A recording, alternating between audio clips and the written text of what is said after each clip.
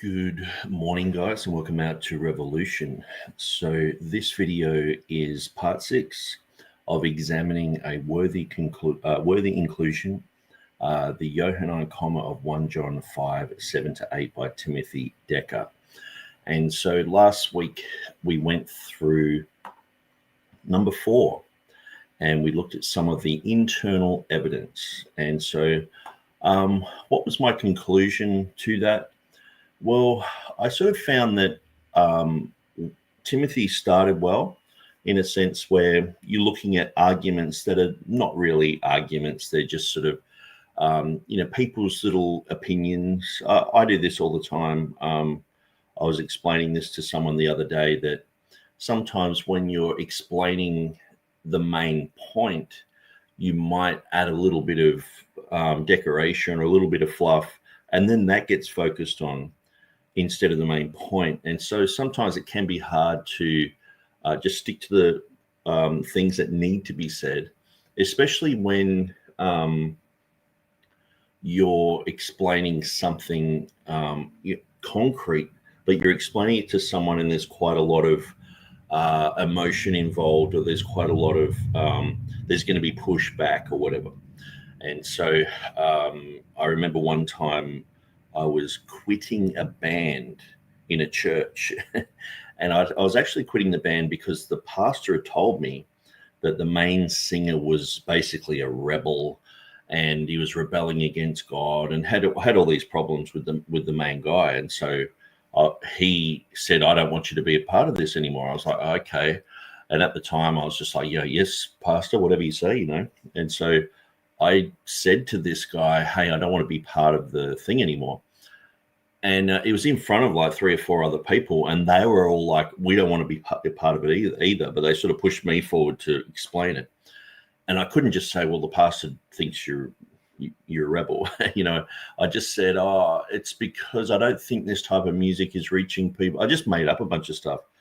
And that just became in his mind, like he thought that I was like that. And it was really quite difficult to go back after I'd sort of opened my mouth and all this just stuff came out of nervousness or whatever. So when I'm reading through this article, I just see that Timothy started well in explaining some things that are just not really issues. So when he's talking about Edward Hills, now Edward Hills writes quite a lot of material. Now, oftentimes he's dealing with presuppositions. He's dealing with things of, like, he'll deal with something of a concrete type of nature, but then he'll talk about the concept of reading the same material but having a presupposition, having, we know what it's like to talk about people with rose-colored glasses. They see everything as rosy when it's not. Some people, they just see things in a certain way, but it's wrong. And so, or it can just be their opinion. So say, for example, when I wrote the Revelation 16:5 book, I dealt with lots of concrete issues, but I also sort of went in all sorts of different directions. And sometimes people have focused on those tiny little details and gone, "What's this got to do with this?" But at the same time as doing a book in defense of the reading of Revelation 16:5, sometimes you see things and you're like, "Hey, this is quite interesting. I think the people who buy this book would be fascinated in this." And so you put it in there. And I think that's all that Hills has done. We're talking about 3, yea, 4, this type of thing. But what I felt was, Timothy started well by pointing this out. It's like, well, this isn't really a thing to do with the Communianium. But what I found is he actually misrepresented Hills. And so basically Hills has this argument. I'll just read it. The omission seems to leave the passage incomplete. It is common scriptural usage to present solemn truths or warnings in groups of 3 or 4. For example, the repeated things 3, yea, 4 of Proverbs 30, and the constantly recurring refrain for 3 transgression and for 4 of the prophet Amos. So last time I just went through a whole bunch of scriptures that talk about three things, and sometimes even the order of some of the disciples. I think it was Peter, John, and Andrew. It's always like in that type of sequence in the scriptures. So anyway, I found this type of answer was not really representing Hills properly. So basically he said, however, there are only two groups of witnesses, not four. So what he's doing, instead of saying, okay, like giving Hills the benefit of the doubt, that he's talking about three things in a sense of Father, Word, Spirit, Spirit, water, blood, this type of thing. He's talking about those type of things being set in little pockets of three. He's saying, well, there's Father, Word, Spirit, that's one. Spirit, water, blood, that's two, like two witnesses. But he's saying three, yay, four. What's going on here? So obviously Hills knows how to do basic math. But see, what he's doing here is he's reading into his comment something that's simply not there. So let me just read this. However, there are only two groups of witnesses, not three or four, and excluding the comma, the group contains three witnesses, spirit, water, and blood. Either it meets this criterion just as easily without the comma, three witnesses, or it does not with the comma, only two groups of witnesses, not three or four. Therefore, it cannot seem to leave the passage incomplete, as Hills began. But is this even an axiomatic truth that all scripture practices? If not, then why must we force it here? And so I sort of felt like, Hills is just, there's if I was to write a book on the Commuhanium, I would probably go in all sorts of different directions. And there are things that sometimes you elaborate on. Sometimes you might be doing a defense of something, but then you talk about something that's you might just be throwing ideas out there. And I just felt like he just grabbed hold of this, completely misrepresented it. Like, see, I wouldn't even really use that as a defense for the comma, but I don't think Hills was either. He was just sort of saying, that there are things that are in groups of three, Father, Word, Spirit, Spirit, water, blood, yesterday, today, forever, who was and is and is to come. I went through a whole bunch of stuff in the last video. But then it's misrepresented and sort of made out that you've got, Father, Word, Spirit, and Spirit, water, blood, as if there's just two. And he was just that dumb that he goes, well, sometimes these are in groups of three or four. And then Timothy Decker's like, there's only two there. And it's like, he's obviously not talking about two groupings.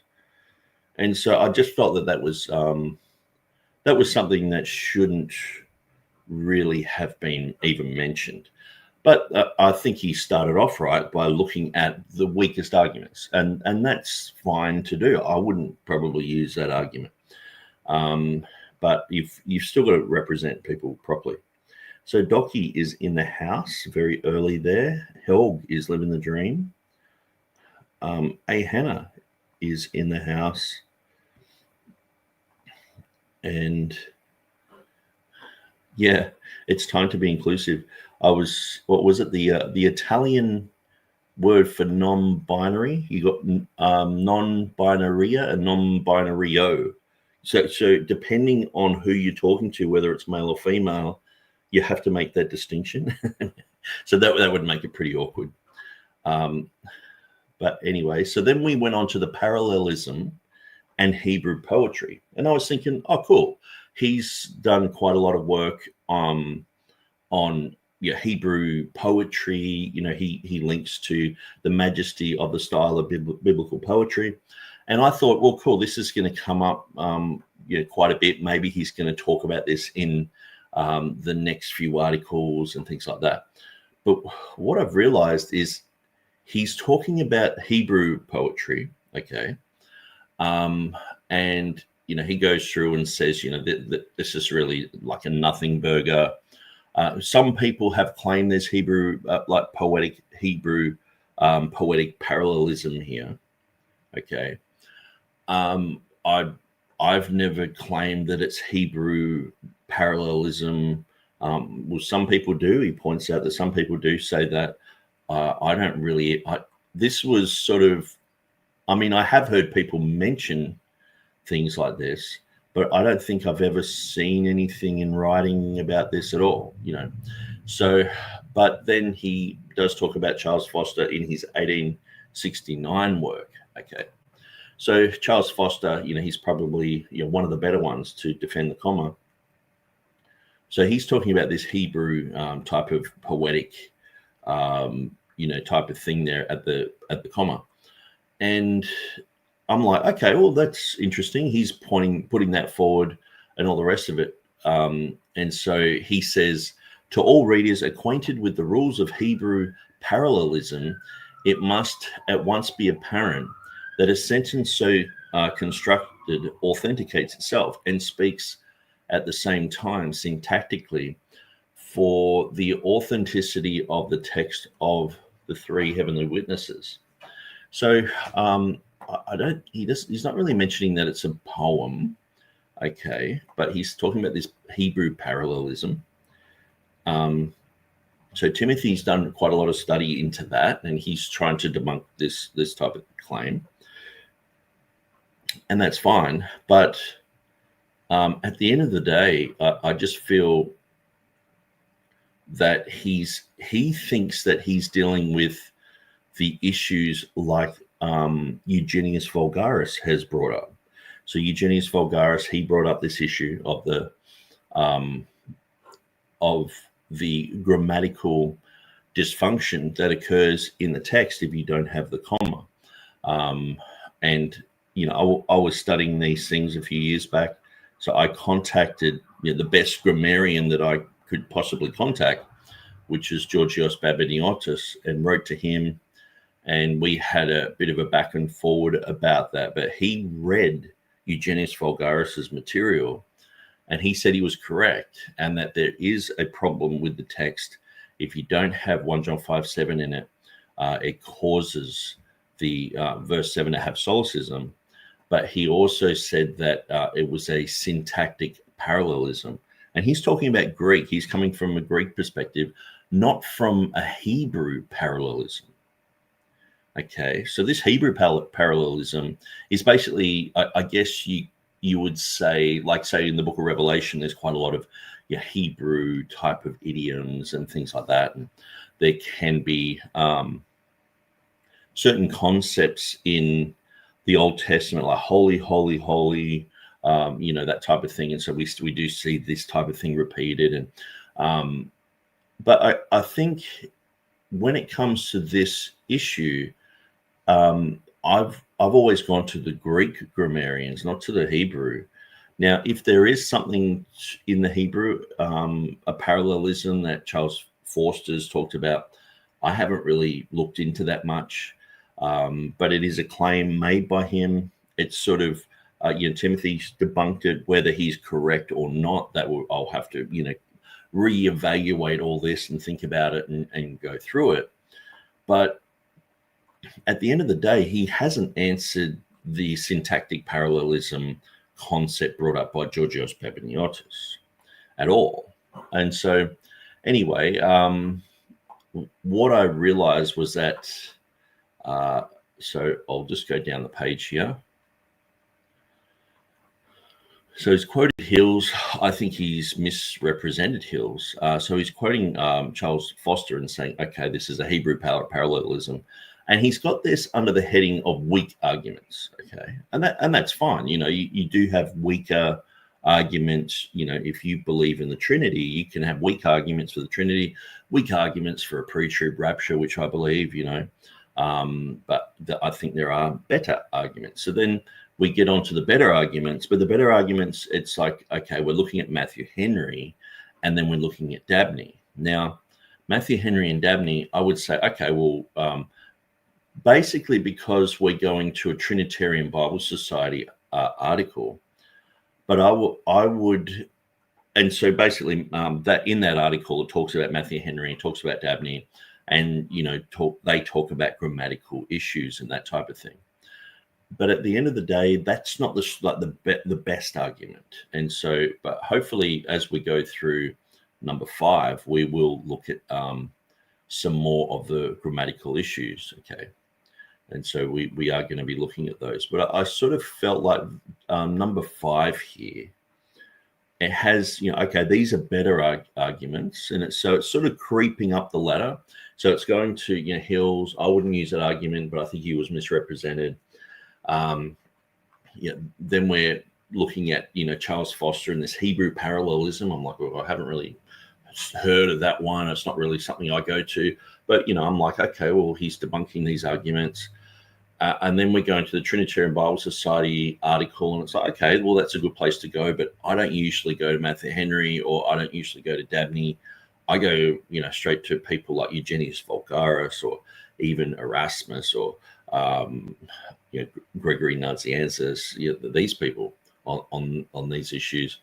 But then what I found at the end of this particular article was, well, we've gone through some of the worst and best on this issue, and I'm like, you haven't even touched on really anything that I would use, that Stephen Avery would use, that Taylor DeSoto would use, that Jeff Riddle would use. I'm like, well, maybe some of those guys might go to Matthew Henry, they might go to Dabney, but it's not the first place I would go to. So then we looked at the issue of the Lord's Prayer, and whether these things can be noted elsewhere. And so obviously we looked at that in our last video.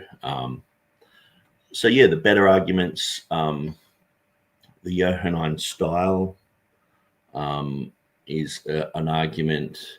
Then the case for an omission, talking about homoioteliaton. But then what he does is he pits Henry and Dabney, Matthew Henry and Dabney, against each other and says, well, they've got different arguments.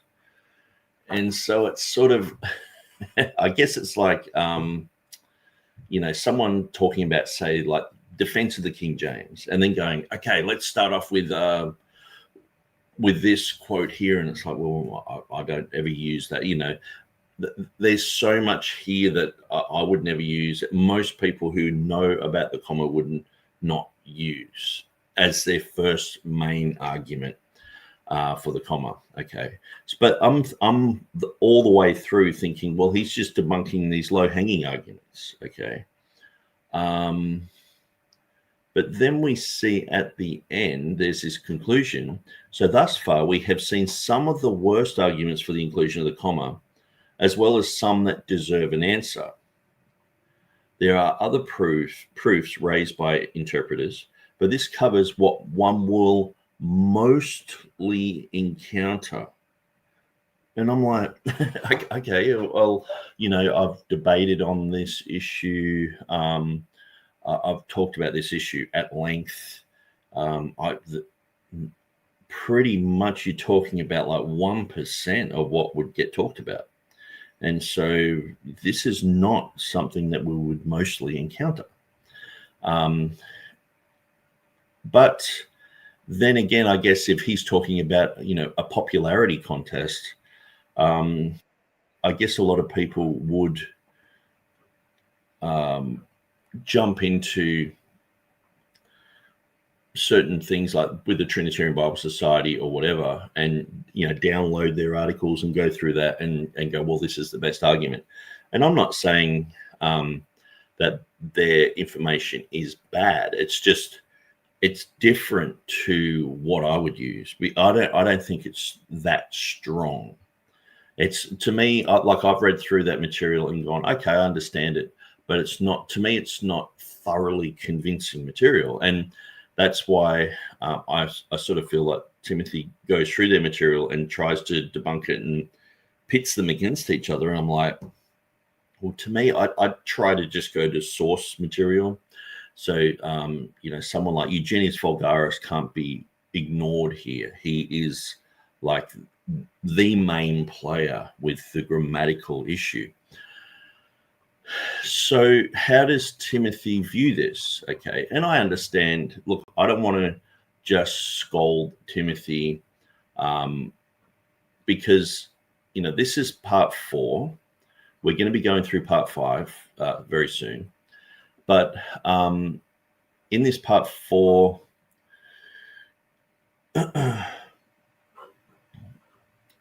we, this was, these articles were put up onto the New Testament Textual Criticism blog. And so I put here, now I just want to show you one thing. Where are we?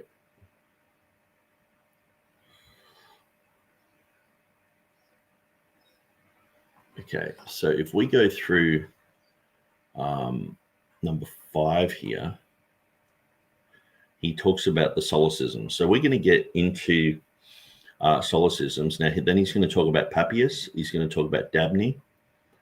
And really, he's not going to the places that I would go to.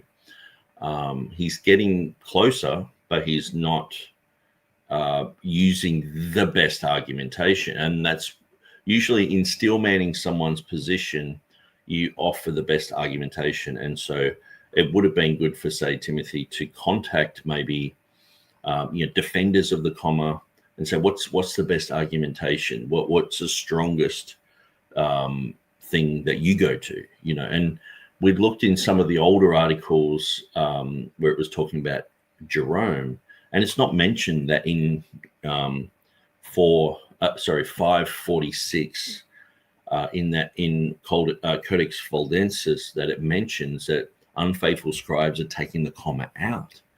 And so that's a big thing. That's a huge issue. And so I sort of felt that that should have been elaborated on, not just briefed over. Now, what we'll do, we'll jump on to a worthy inclusion number 5, and we'll keep going through these grammatical issues. Now, I guess on this one particular issue of 1 John 5, 7-8, when it comes to the grammatical issues, because I got involved with this and I brought in Georgios Babiniotis, I'm going to have to explain all that. I'm going to have to talk about this. So a lot of you guys know that. Now, that in no way makes me an expert on anything. I've gone to an expert. Like, say, I'll just quickly get a post. Where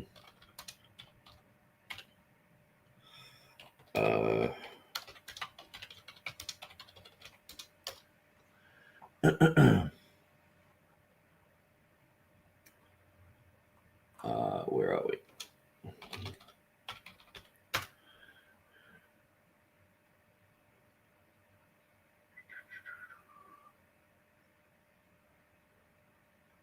Anyway, I can't find it right there, but there was a post recently talking about the Commuhanium, and Stephen Boyce jumped on to the chat and he said, now it's time for Nick Sayers to tell you how his Greek friend knows Greek better than everyone else, and he's going to tell you about the grammatical rule. And I was just like, why are you mocking that? Like, I understand some of these guys who, they're doing their own studies, and they come up against someone like myself or Taylor DeSoto or Jeff Riddle or whatever. And instead of just looking at the argumentation and going, okay, well, that's something to think about or to consider, they just attack the person. And so that's what Stephen Boyce does. He's a slanderer. He's lied about me. And so I just don't really, like, I listen to everything he does, just like I listen to James White, just like I listen to Dan Wallace or Bart Ehrman. These guys are voices out there, so I listen to it. But how silly is it to come against the opinion of someone who's gone right into the heart of this issue? So Georgios Babiniotis legendary Greek scholar. And Stephen Boyce should listen to him. Stephen Boyce should say, hey, yeah, he's a different voice. This guy said this. He mightn't agree with 1 John 5, 7, 8, or, he thinks it should be out, but he should at least try and debunk it, or, at least think about it. He's just throwing that out. And also what I find is people try and demonize Georgios Baminiotis. And I'm like, what are you guys doing? It's a bit like if I was to talk about English grammatical rules, just say there was the New King James translated it this way, and the King James had it another way. And I contacted, say, David Crystal and said, well, what about this and that? And I did that with my Easter article in 2005. David Crystal read through my first Easter article in 2005, the David Crystal, who's done like 200 books on the English language. And he read through my article and said it was good. And he gave me a bunch of pointers on things that I should include and leave out. And so, and that was fantastic. I was just young at the time, so I was just contacting different people and chatting with people online who were just like these legendary people. And I look back and go, wow, that was great to have his help there. Now, all I've done with this issue, I was reading Eugenius Vulgaris, and I'll explain who all these people are, and I'll try and tidy up these issues. But I was reading Eugenius Vulgaris's material from 1780, and he talked about this solecism. He said there's a solecism in the text. You really need the comma Johannine in the text to fix this solecism, or else it's got a problem.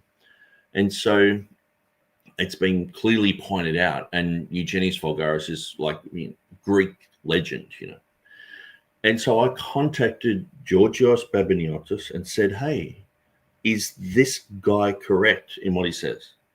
And he's like, yeah, not only is he correct, but he's also, there is also this other layer of a syntactic parallelism, which has strength also, sort of thing. So, and he felt that was even stronger evidence for the inclusion of the comma. So for someone like Stephen Boyce to just mock that, I'm talking about one of the main Greek linguists of the era of 1780, okay? He's brought this whole issue to light. There's a solecism there. And so basically, I'll sort of have to go through from the beginning because I want to explain this. Because I know some people hear solecism, they hear Georgios Baminiotis, they hear all these names and they're like, what's going on? So I'll actually even put nice, pretty pictures up on the screen. I'll guide you through it. I'll sort of serve it up on a silver spoon, and then just see how silly the comments are from Stephen Boyce. But also I found that James Snapp Jr. and Barry Hofstetter pretty much did the same thing, because what I've found is if they can't argue against something or control the narrative, then they just attack the person. So Georgios Baminiotis was just a nothing scholar. He was just a nobody. Who is this guy, sort of thing. And now people are like, oh, yeah, I've read who he is. Yeah, he probably is like the world leading expert in the Greek language. And so I personally contacted him. It's not like I've just read something. I was we're in discussion. I was talking to him about Codex Sinaiticus. We're looking at readings there, and I was getting him to look at certain readings and to see if they looked ancient and things like that. We talked about the whole 1 John 5:7 issue, and he graciously wrote back quite a lengthy article for a busy guy like he is. And so before we get into the whole grammar issue, I will explain that. Okay. So following Truth, LJ says modern scholars think they are somehow superior at Greek now. They literally think the King James translators didn't really know the Greek, and we are so much more has been learned about the language today. Yeah, and believe that there's so much more, and that comes with the Granville-Sharp rule concept as well. And so probably, I think it was about 3 months ago, I was invited onto a show, Truth is Christ. And me and the host, Brandon, we went through the Granville Sharp rule.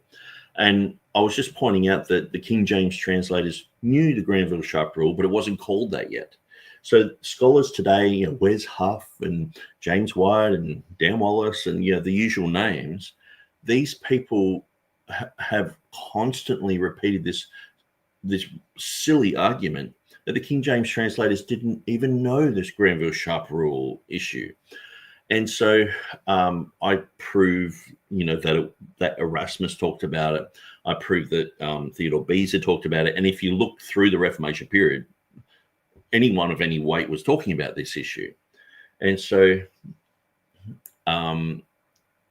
you basically got a whole bunch of people now who were completely ignorant of all that, saying that Granville Sharp pointed out this, it was like a scientific breakthrough or something. And it's like, it's like me, getting a beaker full of water and going, it's H2O.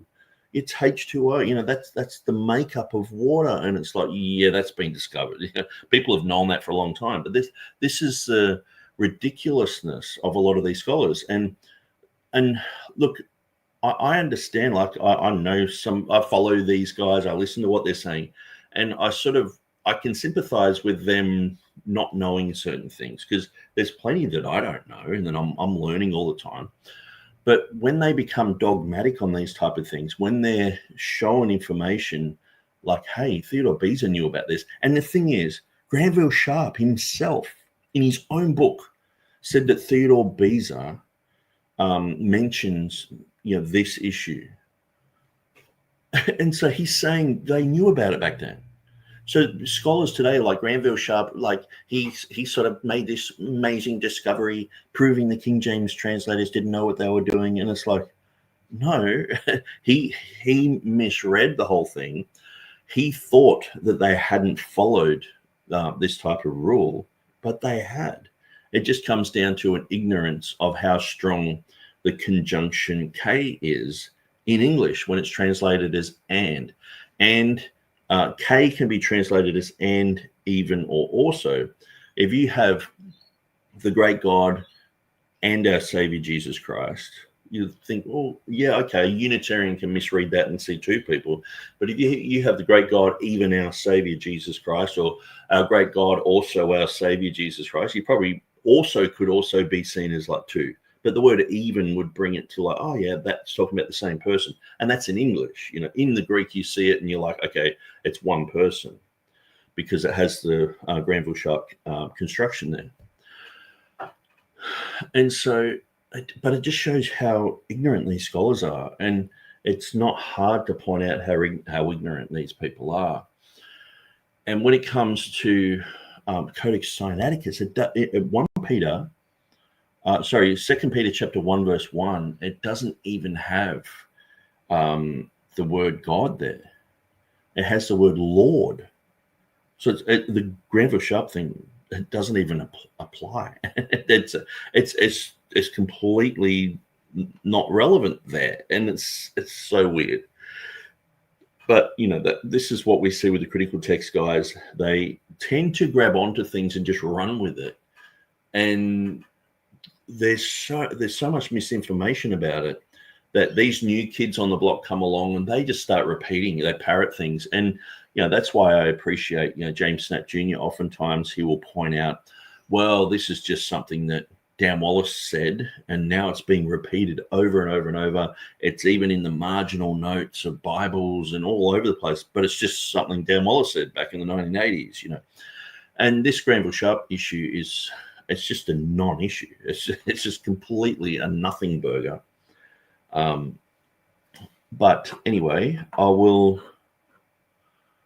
Yeah, so it goes to show you that these people really don't know much about these issues. So yeah, they think they're more superior on the Greek language, but realistically, even like someone like Granville Sharp, someone like Beza, he just mentioned it in passing. Like, well, when you have these two words together, when you have this type of construction, you view them as one person. And that's all he wrote. He didn't have to write a whole pamphlet on it and a whole book on it like it's a new discovery, or even Sharp wasn't saying it was a new discovery. He was just saying, hey, I think the translators have done something wrong here or whatever. But Beza just mentions it in passing. So does Calvin. So does Erasmus, because these guys are experts.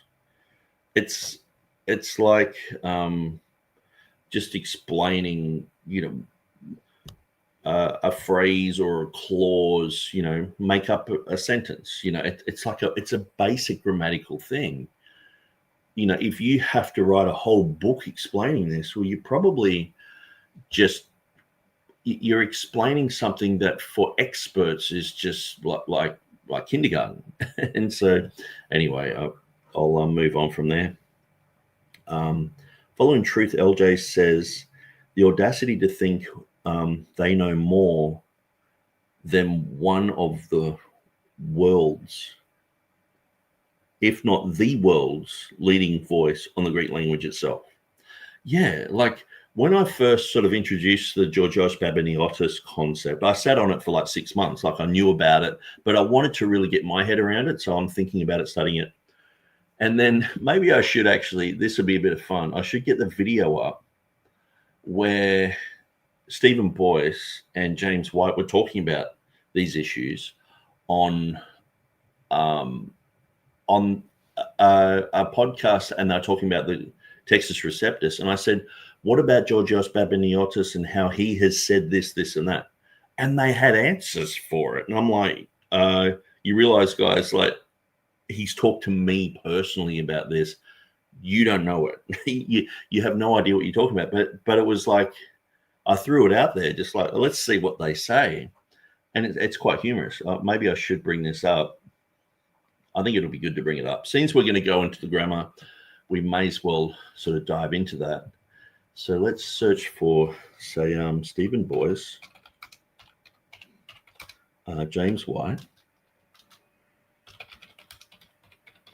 and Textus Receptus.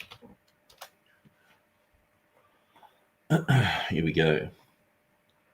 Yes. So this is on Explain International. Now, I will unmute that. I know, I'm sorry about, going for 20 minutes, I think, in the last video and on the Ankerberg show. And I just, was it the Ankerberg show? It was something. No, it was Jonathan Burris's material. And he's just there yapping on, and there's no sound. And so I really apologize for that. I'll catch up on all the comments, so that way I can, if you guys have any problem with the sound, which you shouldn't have, it's just one button here. And so the reason that it is an issue, because if I play my intro with that button unmuted, it doubles up and it starts echoing. And so I mute it, but then later on, you've got to remember that you muted it. And so that's why it's an issue. So really, StreamYard should turn all the sound, because it turns my sound off, but not the computer's sound. And so that's why it doubles up. And so that StreamYard should really iron that issue out, because then you won't have people having to click it. But it's one of those things.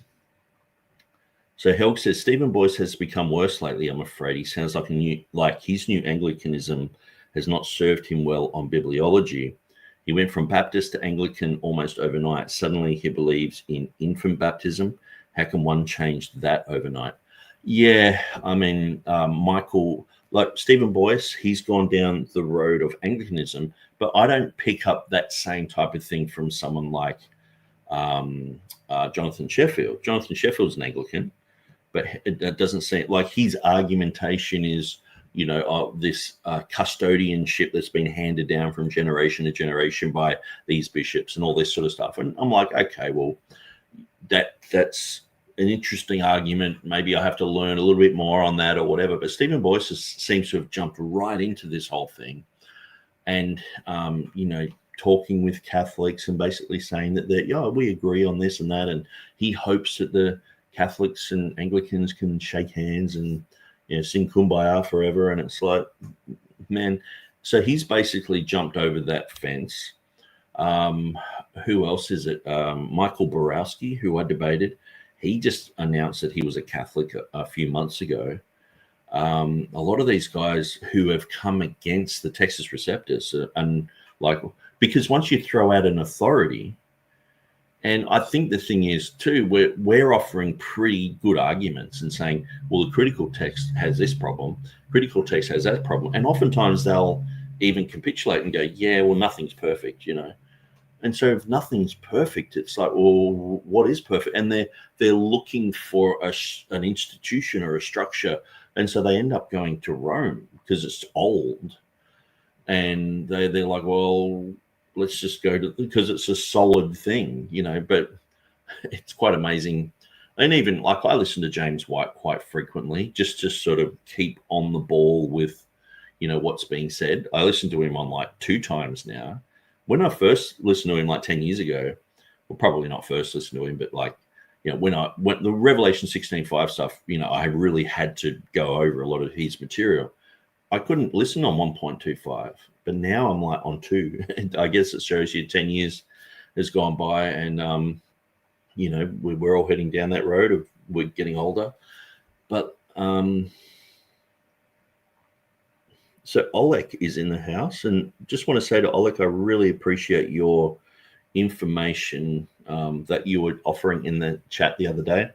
And I know a lot of you know, Helg will offer good information, and many others, and LJ, and but yeah, there were a few little bits here and there, and I was like, that's really sparked some interesting thoughts.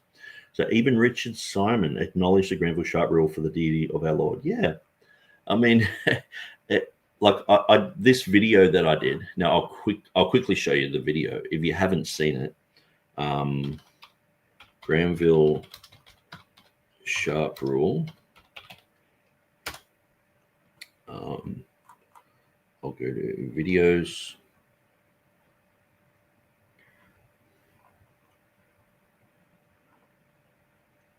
Okay, so I was invited. There's something called onto Brandon Peterson's program, and Granville Sharp rule: is the KJV wrong about Jesus in Titus 2:13?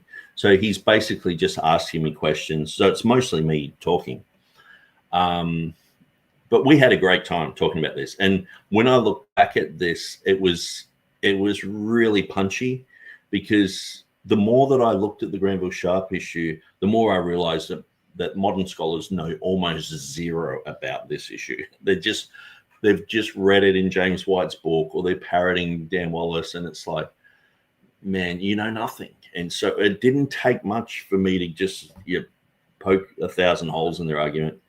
And so anyway, that's a video. I'll throw it into the chat there. And so Brandon, he has a massive audience, 133,000 subscribers. And so he's invited me on to talk about the Commuhanium, and then he invited me on to talk about the Granville Sharp rule. And so, yeah, go and watch that, and you'll understand basically how flimsy the whole Granville Sharp rule issue is. So I'll shut that one down. Now, we are going to have to get the transcript. So where's the transcript? And then I can look at, I can search for the exact part where it will talk about the grammar. Okay, so yeah, I've got a few comments here.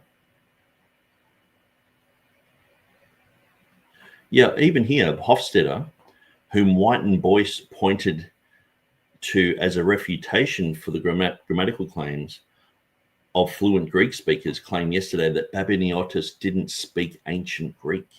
So this Barry Hofstadter. So Barry Hofstadter has passed away now. He was frequent on James White's, on James Snap Jr.'s group. And I just mentioned here, when he was in Australia, his public lecture about ancient Greek dialects, placing special emphasis on ancient Macedonian. So for him to say he doesn't know ancient Greek makes me cringe.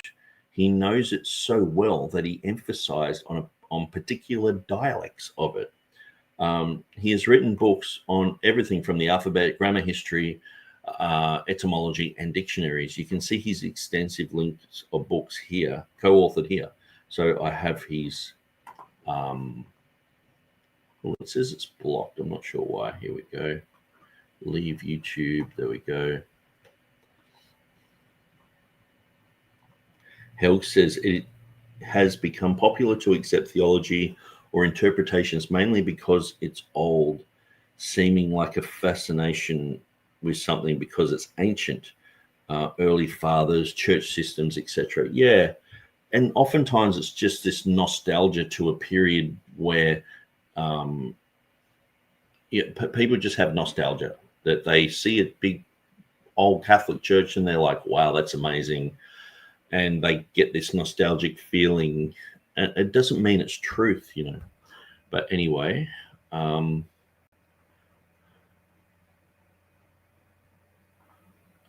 okay, so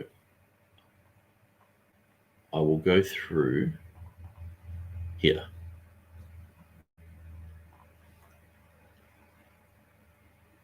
Here we go. Let's listen to this. Two questions together.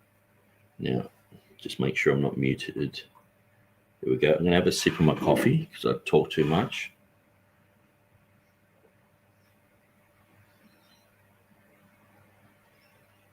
I talk too much and I need more caffeine to talk quick.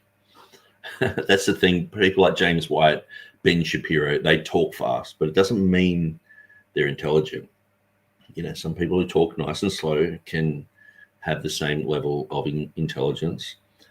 All right, so that is there. I'll turn myself up here. And let's do this. Together here. FSC says priority question. So will you guys address the grammatical error in the critical text that occurs when the comma, the Johannine comma is omitted? And Nick here kind of adds to that, not in the same line, but I think it's related. Says world-leading Greek expert, Professor Georgios Babinoitis, told me recently that the text is butchered without a comma. So dealing with the flow of the text, I guess, in 1 John chapter 5. Would you any one of you would like to respond to that?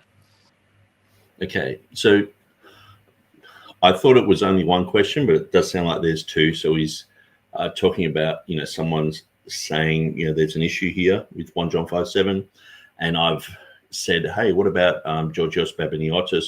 So I guess that sparked me to go, hey, I'm in discussion with this guy. You know, this world-leading Greek expert has said this. With all due respect, it's a bogus argument. This has been taken apart very well. In fact, interestingly enough, I did a quick Google search, and there is an excellent article on James Snap Jr.'s website taking this apart thoroughly and walking through parallel passages in 1 John where you have the very same constructions in regards to masculines and neuters, nouns and pronouns that you have allegedly in 1 John 5. As it stands in the critical text, there is no grammatical error whatsoever in the text. You can. So James White just doesn't know. There is a grammatic, like Greek experts, even on the critical text side, know there's an error there. It's admitted. And this is one of the things where I think when you point out that there's solecism in the Nestle-Aland text, people oftentimes like want to push back against that.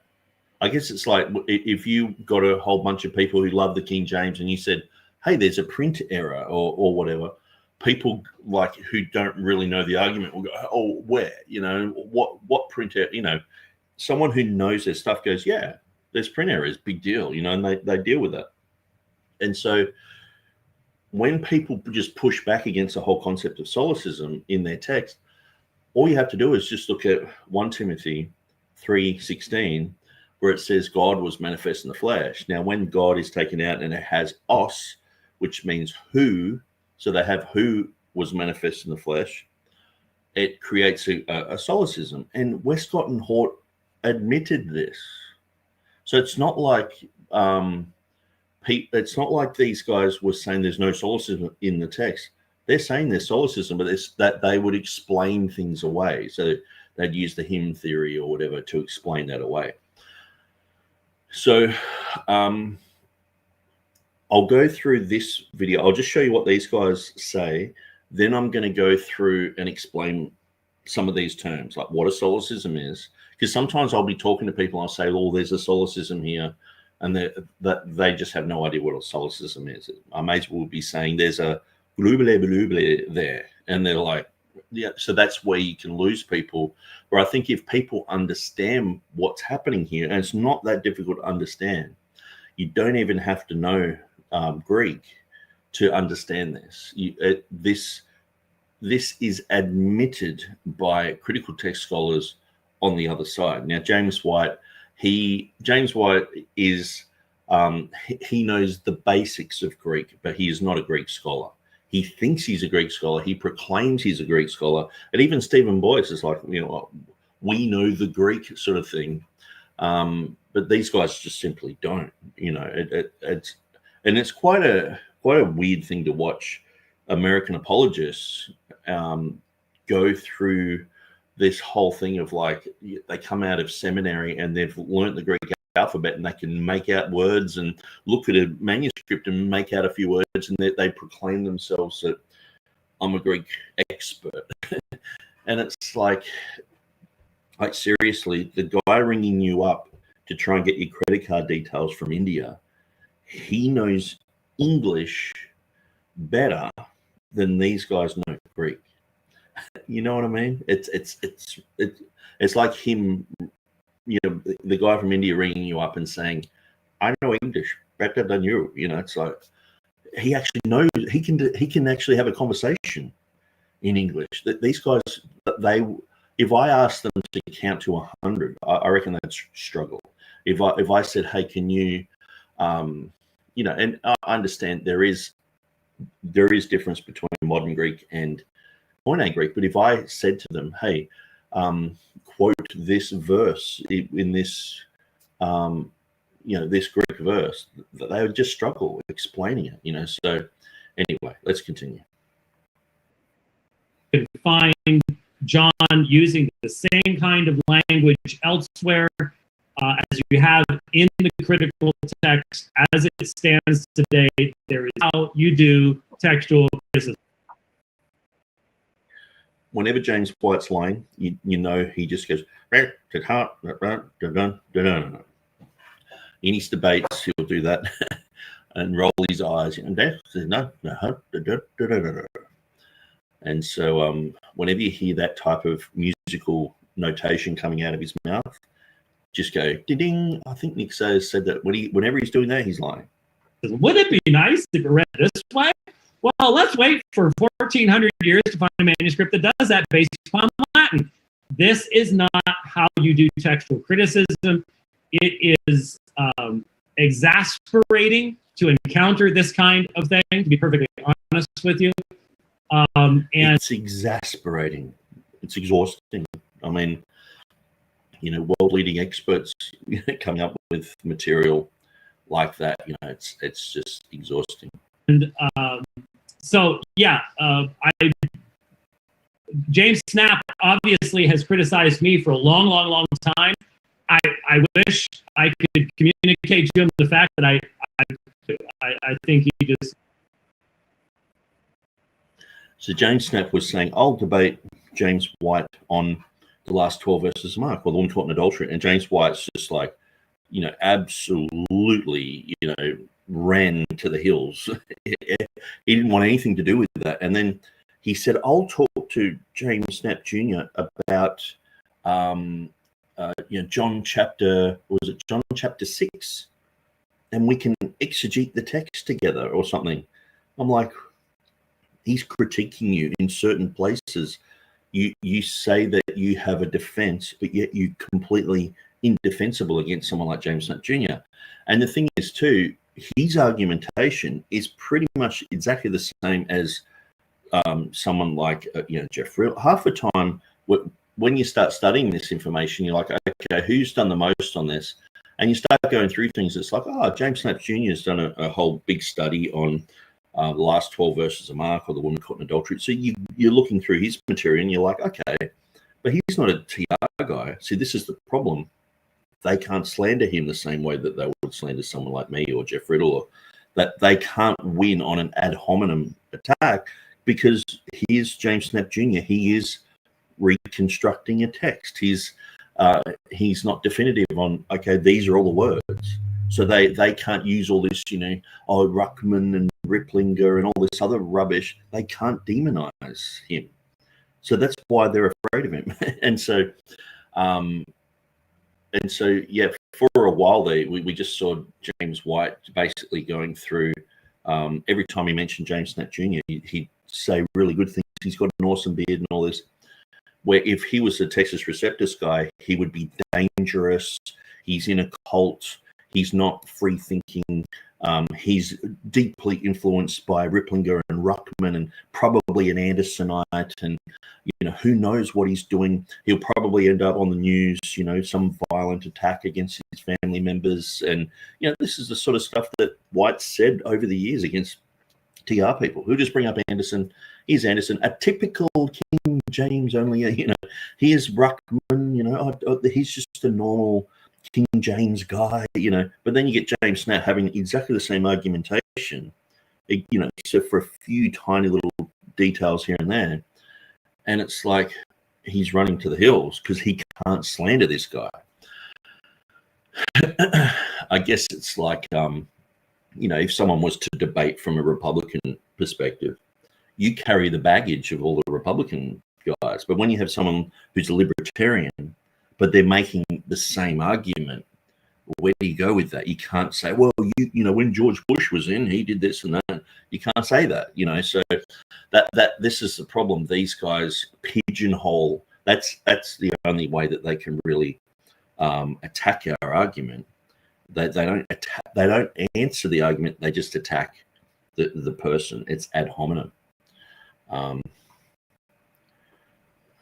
Let's just continue through this. Needs to hear that. He has a really cool beard. But he has. It was actually a guest written article that debunks that entire thing. Goes very much into depth. The comments that I've seen posted by people from these alleged Greek experts did not go into depth, did not demonstrate a knowledge of what the issues were at all. When I'm talking about Georgios Babiniotis, I brought out my article the day before this happened. So I'd sat on it for 6 months, and it was just in the background. I was like, actually, it's a good time to bring it up, because every now and then the comment just comes into light. People start talking about it. It's like, okay, yeah, maybe I should bring it up now. So I brought it to light the day before. And so he's saying, Greek experts, they don't know what they're talking about and all this sort of stuff. They were just authoritative statements rather than actually going to the text and substantiating it. So there is no error. There is no grammatical error. There's no grammatical error. So James White, Anglo, mostly monolingual. I know he knows a bit of German, and he can look at Greek and he can read through it, but he's definitely not a Greek scholar. And we're going to compare him to Georgios Babiniotis. As it stands, and John's language, I've led people. I've taught Greek since, oh good grief, I've lost track. Sometime in the 1980s, and we almost always read First John as part of that first year Greek class. And you can read through this, and no one is going to be sitting there going, I can't read this because there's a grammatical error. No, there's not. That's just simply not true. Okay, James, you said it. That settles it. The magisterium has spoken. You want to quickly say something? The argument is the substantive participle or adjective. So these guys have looked at Barry Hofstadter's article. Okay, so Now, I know, like, for someone who's new here, this all seems like gobbledygook. I'll let Stephen finish what he's saying, and then I'm going to go through and just show you the basics. So you're like, now I know what you're talking about. So, but I'll just go through this. Is the argument they're going for here, and that is basically that an adjective can act as a noun to connect with these different forms of the words. For example, the argument they're trying to make is that it does not parallel, meaning there's no parallel. If you take verse 7 out, there's no parallel. The question is, why do we need a parallel? Verse 7 doesn't belong there. What you have is a proclamation, a summary, and a conclusion, which is actually far more clean in the text than parallel. In fact, in his epistle, I'm not saying he doesn't do parallelisms in places, but this wasn't a place for him to be demonstrating some sort of parallel nature. He's affirming a witness he's already established in verse 6. He has brought that witness from heaven to earth, affirmed it in both places. There's no need for a parallel. The argument that was made was that, well, there is no parallel here if you remove it. Why do you need one? You have a proclamation, a defense, and a conclusion. That's all you need. Also, the argument of, well, Greek scholars say, when we start doing that, we're going to have names on both sides. Because there's numerous people, and here's the argument that Nick continues to make about me and Dr. White, is like, well, you're not native Greeks, and you're not fluent in it. That's not your main language. Okay, well, let's just say that's a viable argument, which I don't think it is, because we've studied the language. We're by no means perfect in it, always learning something new. But let's just say that's the case. There are guys in the Nestle and Allen editions and so forth. They're Greek. There's a difference between being Greek and being a Greek expert and being a Greek scholar. You know what I mean? It's like saying, my friend Raji, he speaks English. He lives in America. It's like, okay, but does that make you the dean of Yale? You know what I mean? Like, there's a difference between just someone who can speak Greek. Like, I understand you have to have a certain amount of credential to be on the critical text, work with the ECM or whatever. And if you're a fluent Greek speaker, like, I would say that would help. But at the end of the day, the reason why I'm bringing up the fluency issue is because these guys can't even see these issues. That they know so little about these issues that it takes someone like me to just basically hold their head like a puppy. They do a wee on the carpet and you rub their nose in it. I'm like, hey, James, look, Stephen, look. This is a solecism. You can't get around it. And then I'm pointing to leaders, like leaders in the field of Greek, and they're like, no, we've got our own leaders who would say something different. But if they knew these issues, they would know that their own gurus in Greek say it's a solecism. And so this is what does my head in. Like, that they don't even know what their own leaders in Greek say about this. Like, if I'd actually said, okay, well, maybe that's what I should do. I should just contact a whole bunch of critical text guys who know Greek really well, because I've talked to these guys constantly on Facebook, people who know Greek, and you can just tell, people who are on the critical text side, they know Greek, they'll just come along and say, yeah, it's a solecism. That's fine. But then people who don't know Greek, they're just Anglos, they're like, there's no solecism. It's no solecism. Like, as if they've just got to fight this solecism thing. And it's like, well, why are you guys fighting against it? Experts on both sides are saying the same as what I'm saying. You guys are just got to drop this whole fight against the solecism issue and just admit that it's a solecism. And then, like, I can see this will become kosher. This is like a Nostradamus prediction. They will admit that it's a solecism after a while, but they'll explain it away. It'll be, John I guess maybe they'll put in a Rasmarian type of anecdote on John. John, maybe someone slipped him some pills or something, and he made a solecism, or maybe he was so worried and stressed about the Gnostics that he just, I don't know, he was writing and he started crying or something. Or maybe it would have been another hymn theory where he grabbed his electric guitar and just starts playing some song and started singing and just, yeah, that'd be a good one, actually, because there are three that bear witness on earth. The spirit, the water, and the blood. Or actually, it doesn't even have on earth. It just says there are three that testify: the spirit, the water, and the blood. And these three are agree in one. So he just grabbed his guitar and just started singing out of the blue, because that's what they say with 1 Timothy chapter 3, verse 16. Westcott and Hort said it's a hymn theory. Even the New King James has that section in like strophes, which is like a psalm, because they have the correct reading, but they're influenced by Westcott and Hort. Let's continue. Are they idiots? I mean, like, at what point do we lose that argument? And I find They're this not idiots. They are in agreement with us.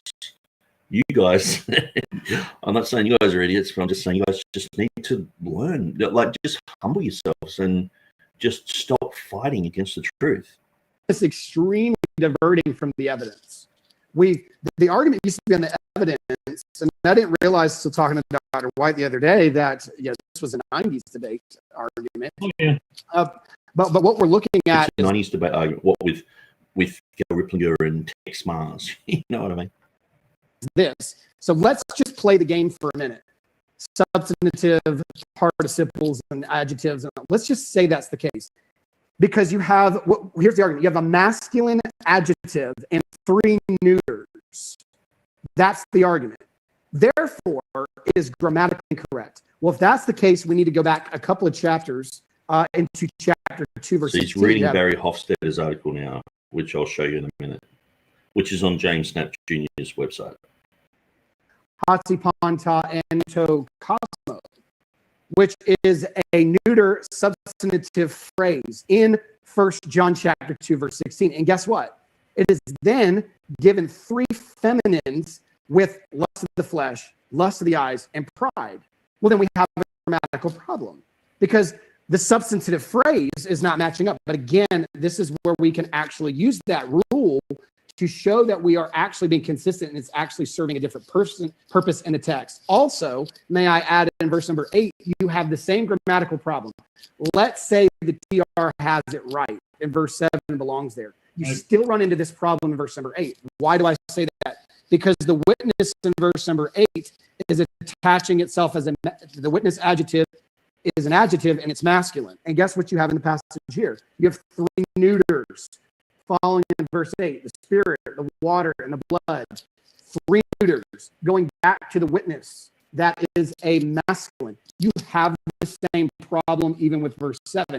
So if this is a grammatical problem, we have 3 grammatical problems within 2 chapters of themselves in the epistle of 1 John itself. But it's not a grammatical problem if we understand the concept of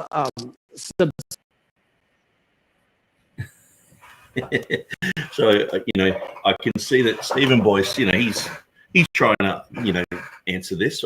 He's shooting from the hip, and he's just dug himself into this hole where he's reading this article and trying to understand it at the same time. His head's twisting upside down, and I just like this bit. Of subs. Go ahead, Dr. White. Were you about to say something? No, I was saying it's not grammatical. I was confirming exactly. But you were about to say something. It's not a grammatical problem if we understand the concept of subs. Go ahead, Dr. White. Were you about to say something? No, I was saying it's not a grammatical problem. I was confirming exactly what you're saying. And you look at the last phrase, kai hoi trais eis ta hen eisten.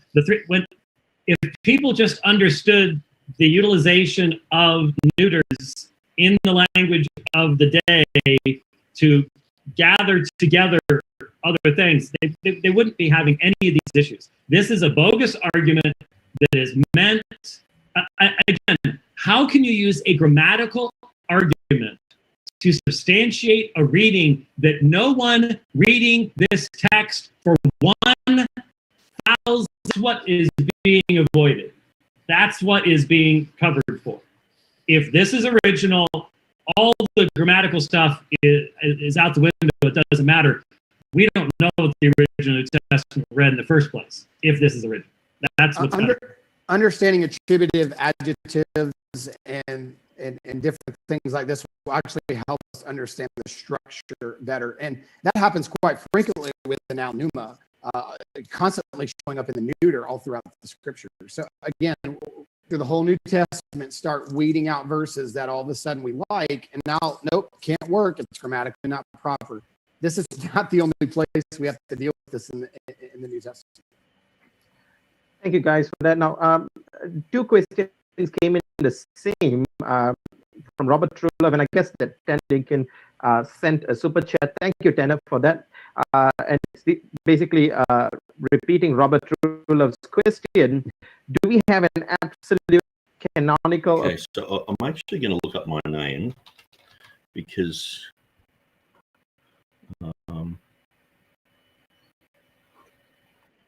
shout out to Sam Shamoun and also Robert Truelove, Nick Sayers, and the rest who are in the live chat. Very live. So,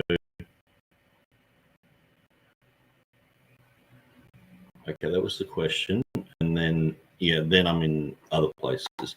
So I'll just drop that down, but I think you get the drift. Okay, so that was the day before I released my article. Okay, so where do we go from here? I'll catch up with the chat, and then I'm going to simplify this argument so that people can understand what's going on. So Emrio 3 says, hi, everybody. Benjamin Warfield managed to marry the academy with the church. How can someone claim to have a confessional bibliology and at the same time reject it? Yeah, Warfield caused lots of problems, and he redefined a lot of terms, infallibility, inspiration. A lot of these have been redefined since Warfield. Following Truth, LJ says, oh, wow, James White agreeing with James Snap Jr. Picking and choose what you agree with him on. Wow. Yeah. Why doesn't James White cite James Snap Jr. when it comes to the longer ending of Mark? Well, see, that's the thing. James Snap was like, I'll debate you on that. And that's why James White was like, I like James Snap Jr. He's a good guy. And also at the same time, James Snap was on his blog pointing out ridiculous things that James White was saying, like he was claiming like Erasmus in the Book of Revelation had to extrapolate the Greek text out of a Latin document and all this. Like he had everything backwards, and James Snap would just go, no, that's silly, that's dumb. What you've said here is wrong. You know, you're not an expert, James. You know, this type of thing. And he would say things about Sinaiticus, and he still is doubled down on lots of things that are wrong. And James Snap's just sometimes, like James Snap will hear things from King James guys too that are against James White, and he'll go, yeah, that's right, and he'll just point these out, you know, as on his blog. And so, you know, obviously James White is terrified of someone like that. Following Truth, LJ says Bart Ehrman, in one of his lectures, admitted that his Greek was not even on the same level as the KJV translators. Yeah, absolutely. He basically said that at the top of the academy, people are just fumbling along with lexicons, and they know the basics of Greek, but they're no way like the King James translators. Helg says, aha, now I hear it. James White is talking in meter or rhythm. Da, da, da, da, da, da, da, da. Usually, so this is Hannah is in the house. Usually, when there is a rule, they use it as absolute when arguing against you. But when it goes against them, it really doesn't matter. And it's not that rigid. But against you, it's absolute. Yeah, that's when it's against them, it doesn't matter. When it's against you, it's absolute. Yeah. And so quite an interesting thing to observe there. Tried with Fire says more clean. If something is more clean, does that make it cleaner? Or if something is cleaner, does that make it more clean? Boyce cannot even speak correct English. M. Rio 3 says that's the problem with these so-called Greek experts. As soon as you find a weakness in their arguments, they come up with another new theory. Modern textual criticism is mostly based on theory. Shaking my head. Yeah. Okay, so let me just show you what a solecism is. So it's pretty basic. Now, solecism. A solecism is a phrase that transgresses the rules of grammar. The term is often used in the context of linguistic prescription. It also occurs descriptively in the context of a lack of idiomaticness. Okay, so the etymology of this, the word originally was used by the Greeks for what they perceived as grammatical mistakes in the language. So pretty much, if you can just understand that a solecism is just a fancy word for a grammatical mistake. Okay, so I'll read through this and then I'll show you why this is considered a grammatical mistake in 1 John 5:8 or 1 John 5. I don't know the numbering in a lot of these Bibles. It has there are 3 that testify, and then it just goes to verse 8, doesn't it? Yeah. So 1 John 5:8, yes. So ancient Athenians, the capital of Greece, ancient Athenians consider the dialect of the inhabitants of Cilicia to be a corrupted form of their pure Attic dialect, and labeled the error from Soli, and that's why it's called solecism. In Greek, soloi kismoi, soloi kismos. Therefore, when referring to similar grammatical mistakes heard in the speech of the Athenians, they describe them as solecisms, and that term has been adopted as a label for grammatical mistakes in any language. In Greek, there is often a distinction in the relevant terms in that a mistake in semantics, that is, a use of words with other than appropriate meaning or a neologism constructed through application of generative rules by an outsider, is called barbarism, barbarismos, whereas solecism refers to mistakes in syntax, in the construction. They're getting quite technical there, but basically, at the end of the day, it comes from these people soli. So imagine if pure English, obviously that would come from London. You could go somewhere like, Scotland, and people aren't speaking the King's English or Queen's English. And so they would mock that and call it a certain name. So that's all that's happened. The Athenians, they have the pure Greek. The people are soli. They're saying, oh, this is a solecism. It's like saying, oh, that's what the Australians would say, or that's what the Americans would say, or that's what the Scots would say, or the Irish. And so solecism is just basically a fancy word for a grammatical issue. Okay. And so I don't really have to go through much more. There's really no more article. That's all it says. So let's drop that down. Now, let's go to James Snap Jr.'s website. James Snap and Barry Hofstetter.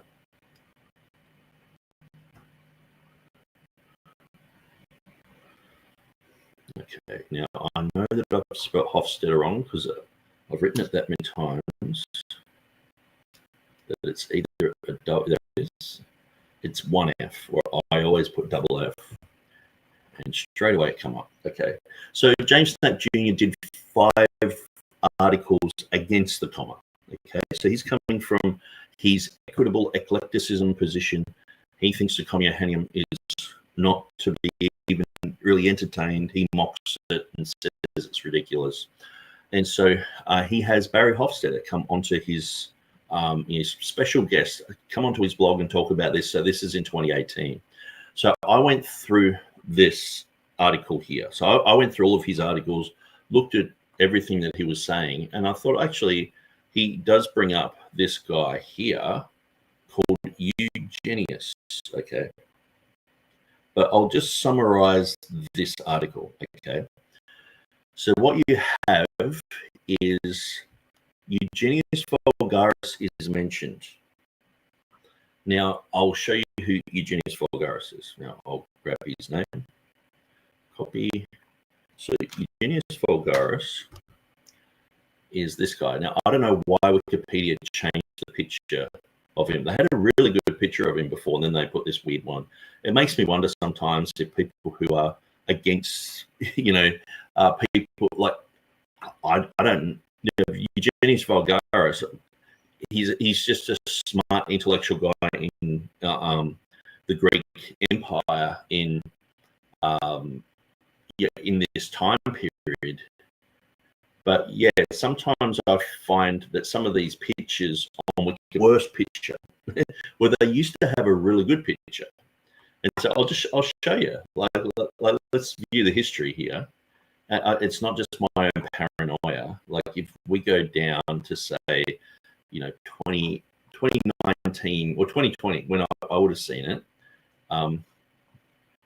this is what they had. This picture, isn't that nicer? You know what I mean? Like, what's wrong with that? Why would someone feel obligated to change it to this compared to this? When you look at that, you go, okay, well, this guy's obviously one of the main guys in the church. He's a dude.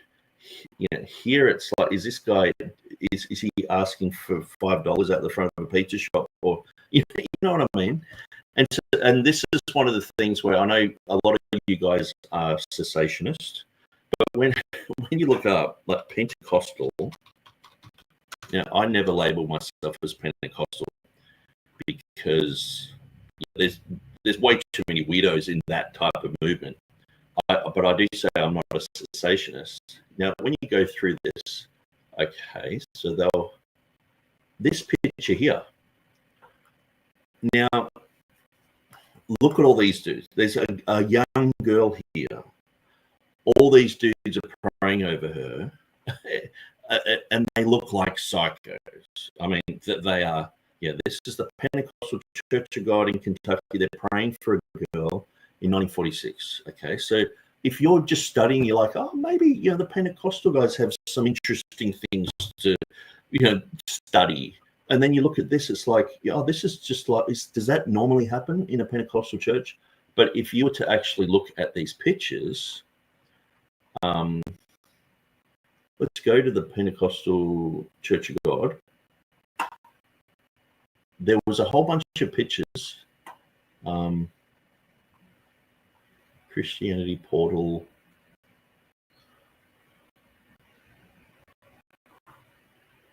Maybe, I know I'm rabbit trailing a lot,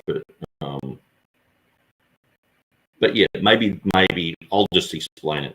So all the rest of the pictures have them holding snakes. You know what I mean? And having snakes wrapped around their head and just the weirdest type of prayers. And so they've just gotten the weirdest pictures. Someone who is anti-Pentecostal, and that's, look, if you're anti-Pentecostal, man, I've stood against the Hillsong thing. I've stood against lots of weird stuff in Pentecostalism. I've got books on my shelf written by Pentecostals just exposing their whole movement, But, is this normal Pentecostalism, this type of thing? No. It's who are these dudes? And, we're the snake handlers, So it's obviously not the average type of thing. But, they're talking about, AOG, this type of thing. And then they've got this type of weird stuff happening. And yeah, sure, sometimes that does happen in these, like, especially today, it's like that, But even the Azusa Street stuff was weird, But there's a lot of slander. See, even when you actually know quite a lot about a movement, you can see the for and against. Like a lot of the stuff that Justin Peters says about early Pentecostalism is simply untrue, and it's been debunked for a long time. But, you know, I obviously don't agree with the early thing with the Azusa Street revival and all this sort of weird stuff that happened. But they go way overboard, and they make out that Parham was a homosexual. And so, just like with Erasmus, I don't agree with Catholicism, but I'm not going to let them say that he's a pedophile or a homosexual. Even King James, I'm not just going to agree with everything royalty does, but I'm going to defend the fact that he's not a homosexual, you know, sort of thing. So anyway, I just thought that was interesting. Here's the old Eugenius Vulgaris picture, and here he is. It's like he's weathered a little bit, you know. So anyway, this is Eugenius Vulgaris. What did he do? Okay, so this is spoken of in James Snap's article. And so he says, let us first consider, so this is Hofstadter, let us first consider the claim of Eugenius Vulgaris regarding the agreement of nouns, adjectives, and participles. So this is Eugenius Vulgaris in his own words. It is very well known, since all have experience with it, and it is clearly a particular genius of our language, that masculine and feminine nouns may be construed with nouns, adjectives, and pronouns in the neuter with regard to the actual sense, ta pragmata. On the other hand, no one has ever claimed that neuter noun substantives are indicated by masculine or feminine adjectives or pronouns. So, you know, I don't want to go deep into all that is saying, but what I'm pointing out is they're quoting Eugenius Vulgaris. Okay, they're talking about what he's saying about the Greek language, and then they're going on to sort of debunk it and point out, well, in this place in Matthew 25:32, it's got this a similar type of thing. Here we have in Luke 19:37, it's got a similar type of thing. So therefore, it's not an issue. It's not even a solecism. It's, you know, so that's basically what this guy here. So he had written about the Communianium in about 1780. Okay, so think of that in your mind, 1780. So just after America was founded, you know, sort of thing. Eugenius Vulgaris has talked about the grammatical issues of the comma. Okay. So who was this guy? Maybe I'll go to the latest article. He was a Greek Orthodox cleric, author, educator, mathematician, astronomer, physicist, and philosopher. He wrote about every discipline: legal, historical, theological, grammatical, linguistic, astronomy, political, it should say astronomical, I think, political, mathematics, archaeology, music, secularism, euthanasia, and the tides. He wrote speeches, poems, etc. He edited valuable editions of Byzantine writers and classical books, and translated many texts from Latin into French. So he's a smart guy. He's not a dummy. He's born on the island of Corfu, ruled by Venice at the time. He became a monk and presbyter and went to the University of Padua and to study theology, philosophy, European languages, and the natural sciences. So he's actually quite, there is a certain, he was attracted to the Enlightenment, but he also was sort of rebuked for that type of thing, in a sense where people felt that if you went to Europe to learn, you were going to adopt Enlightenment philosophy, but he did seem to keep that under check. He was just attracted to that type of learning. So anyway, I won't read through all this, but basically he became like a movement.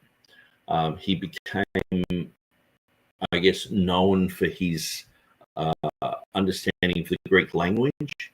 So the discussion on the Greek language question began at the end of the 18th century because Western Europeans were familiar with and valued the ancient Greek language. Eugenius Vulgaris, along with this other guy, or all these other people, proposed that the modern Greek language should be archaized and assimilated to ancient Greek. So I guess it's a bit like us saying, let's learn King James English sort of thing. The difference between modern Greek today and Koine Greek is about the difference between our English and King James English. So it's not that much different. Basically, if you grow up learning Greek, once you get to a grade 4 level, which is probably like about an 8-year-old child, once you sort of graduate high school, you are about a grade 4 level of Koine Greek. So if you're just a normal Greek person growing up in Greece, you can read that type of level like it's on like a grade 4 level.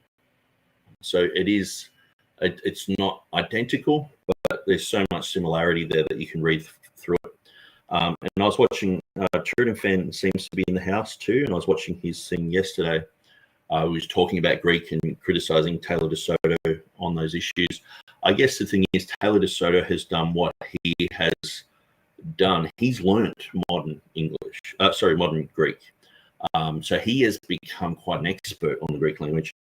And Dane Johansen, he went with, was it Stephen Anderson, over to Crete to preach to people, and they used the Textus Receptus Bible, and they were reading it to them, and they could understand it. So that was one of the things that they did the whole video for, was to show, because they used to be in the mindset of a lot of scholars, particularly critical text scholars, that the Greek,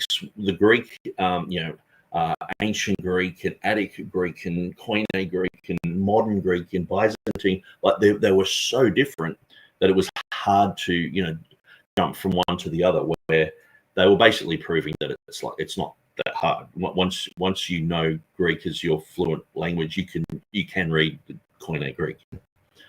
Sure, there's a few words you're going to have to look up, but so anyway, Eugenius Vulgaris, he actually printed the works of Bryennius, which I went through in my last video.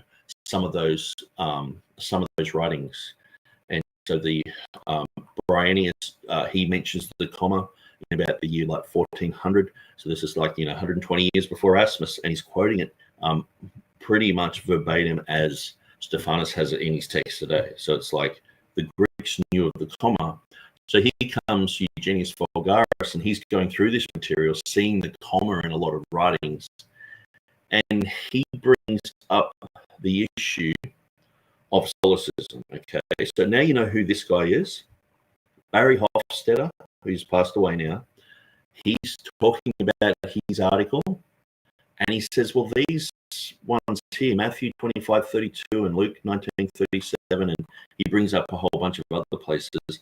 He's like, well, it's the same type of issue. Now, if you go to Stephen Avery's website, Pure Bible Forum, now if I was to search for Hofstadter, and I'll put that into the comments, okay, Hofstadter. If you want to go through and look at articles that have been done, 2024, all the way down to when this article first came out, Stephen Avery does a very good job at basically saying all of the examples that were brought up have nothing to do with the issue that is in 1 John 5:8 in the critical text. Okay, so I'll just look for an article, the grammatical gender, Solecism. Okay, so there's quite a lot that he goes through. Like there's 6 pages of this. Okay, so he's going way back, talking about Hofstede probably before he's made this article. So this is sort of like you can go through Avery's material, and if you wanted to become an expert on Barry Hofstede and Eugenius Vogaris and this issue, read through all this. So I went through quite a lot of this, but it was enough for me to go, oh, okay, well, Hofstede. Now who was Barry Hofstede? Hofstede, he was good in Latin. He used to, I think, teach Latin at a university.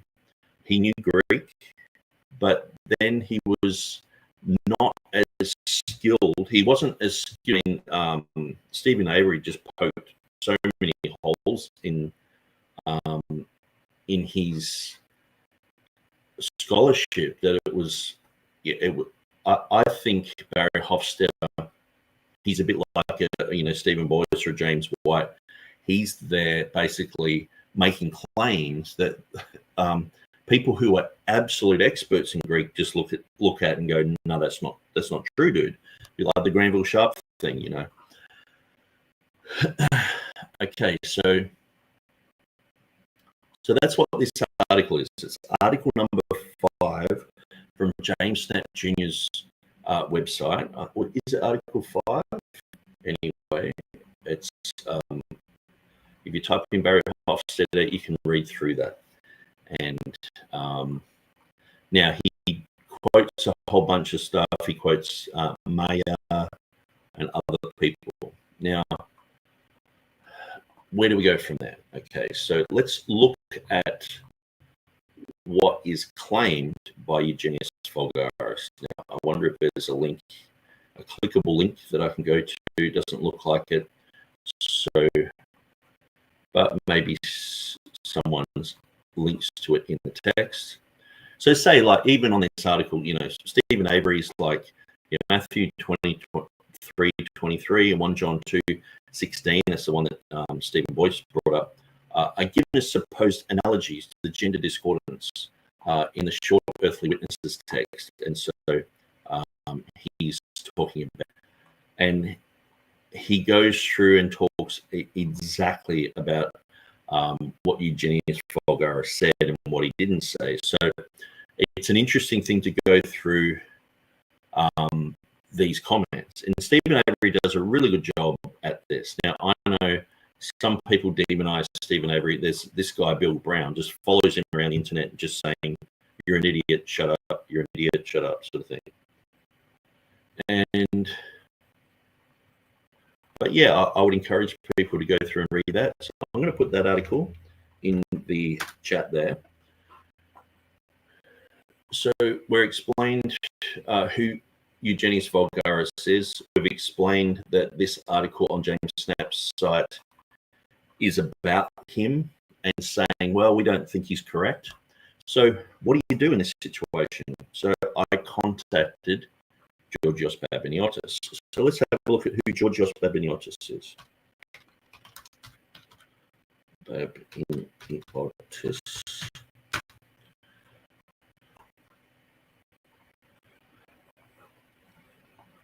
Georgios Babiniotis, a Greek linguist and philologist and former Minister of Education and Religious Affairs of Greece. So he's up there with, he's been high up in the government. He previously served as rector of Athens University, head of the University of Athens. As a linguist, so I'll try not to laugh through this because just so many people said, who is this guy? He's a bozo, he's an idiot. It's like, okay. As a linguist, he is best known as the author of the Dictionary of Modern Greek, which was published in 1998. Okay, so I won't go through his whole life, but obviously, he is also president of this, Educational Society, president of the Management Council of the Greek Civilization Foundation, president of the Athens Linguistic Society. In 2009, he was assigned manager of the Council of Primary and Secondary Education. So he's got his finger on the pulse when it comes to the Greek language. Okay, so the Dictionary of Modern Greek has become known as the Babiniotis Dictionary. So it's a bit like a Noah Webster type of situation, where you have a dictionary name, get the Websters out, well, who's Webster? And so let's look at his website. Pretty sure it's the same as what I had there.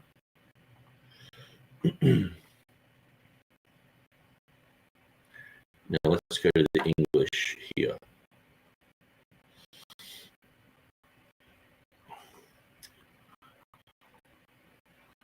Okay, so a whole bunch of articles written. Look, October 22nd, 2025. Language impairments, October 20, 2025. The word not only names, it says, obviously this for the neuter. It has a swear word there, which I don't think translated properly. So these are his books: Dictionary of Modern Greek, Our Language, Spelling Dictionary of the Modern Greek Language, an etymological dictionary. Now I've got this one. It's very interesting. Dictionary of synonyms, dictionary of the most demanding words, dictionary for school and office, dictionary, small dictionary of the modern Greek language, dictionary of derivatives and compounds, dictionary of proper names. So these, when it has this, that's how you spell Babiniotis in the Greek. It looks like an M and a P and a. That M and P make a B, which is because usually you'd say Babiniotis. It was a Vita, but it's Babiniotis when it's got Mu and a P. It's like, okay, Greek language, it's pretty wild. So, man, he's written a lot of books. So, he's got his biography there.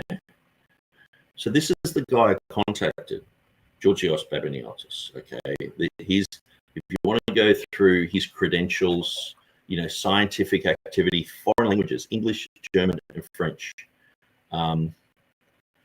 He's one of the pioneers of modern linguistics in Greece.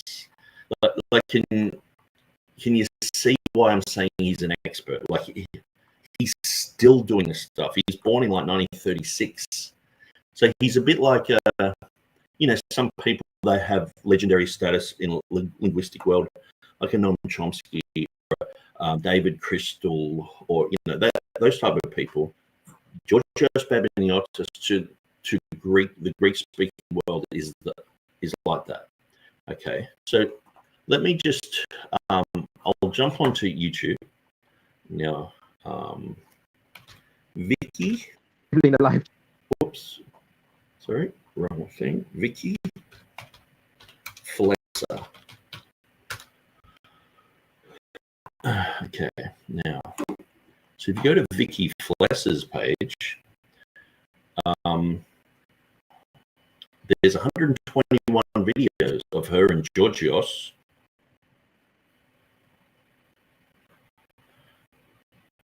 And they're talking about, episode 1, 2, 3. So these go for nearly an hour each. I guess they're designed for an hour-long show on Greek television. And he's got 121 programs. So let's just into one. Now, I don't want to do too much to get copyright here, but let's just go to the middle of this. And I'll let him talk just for a few seconds. And they're talking about the in-depth issues to do with the Greek language. Και πώς είναι η μορφή αυτού του γράμματος και πώς έγινε εκεί που έχουμε δύο ταφ, γλώτα αντί για γλώσσα, θάλατα αντί για θάλασσα, αλλικαρνατέων. This is the guy I contacted. Not James White, not Barry Hofstadter, not James Snape Jr., not Stephen Boyce.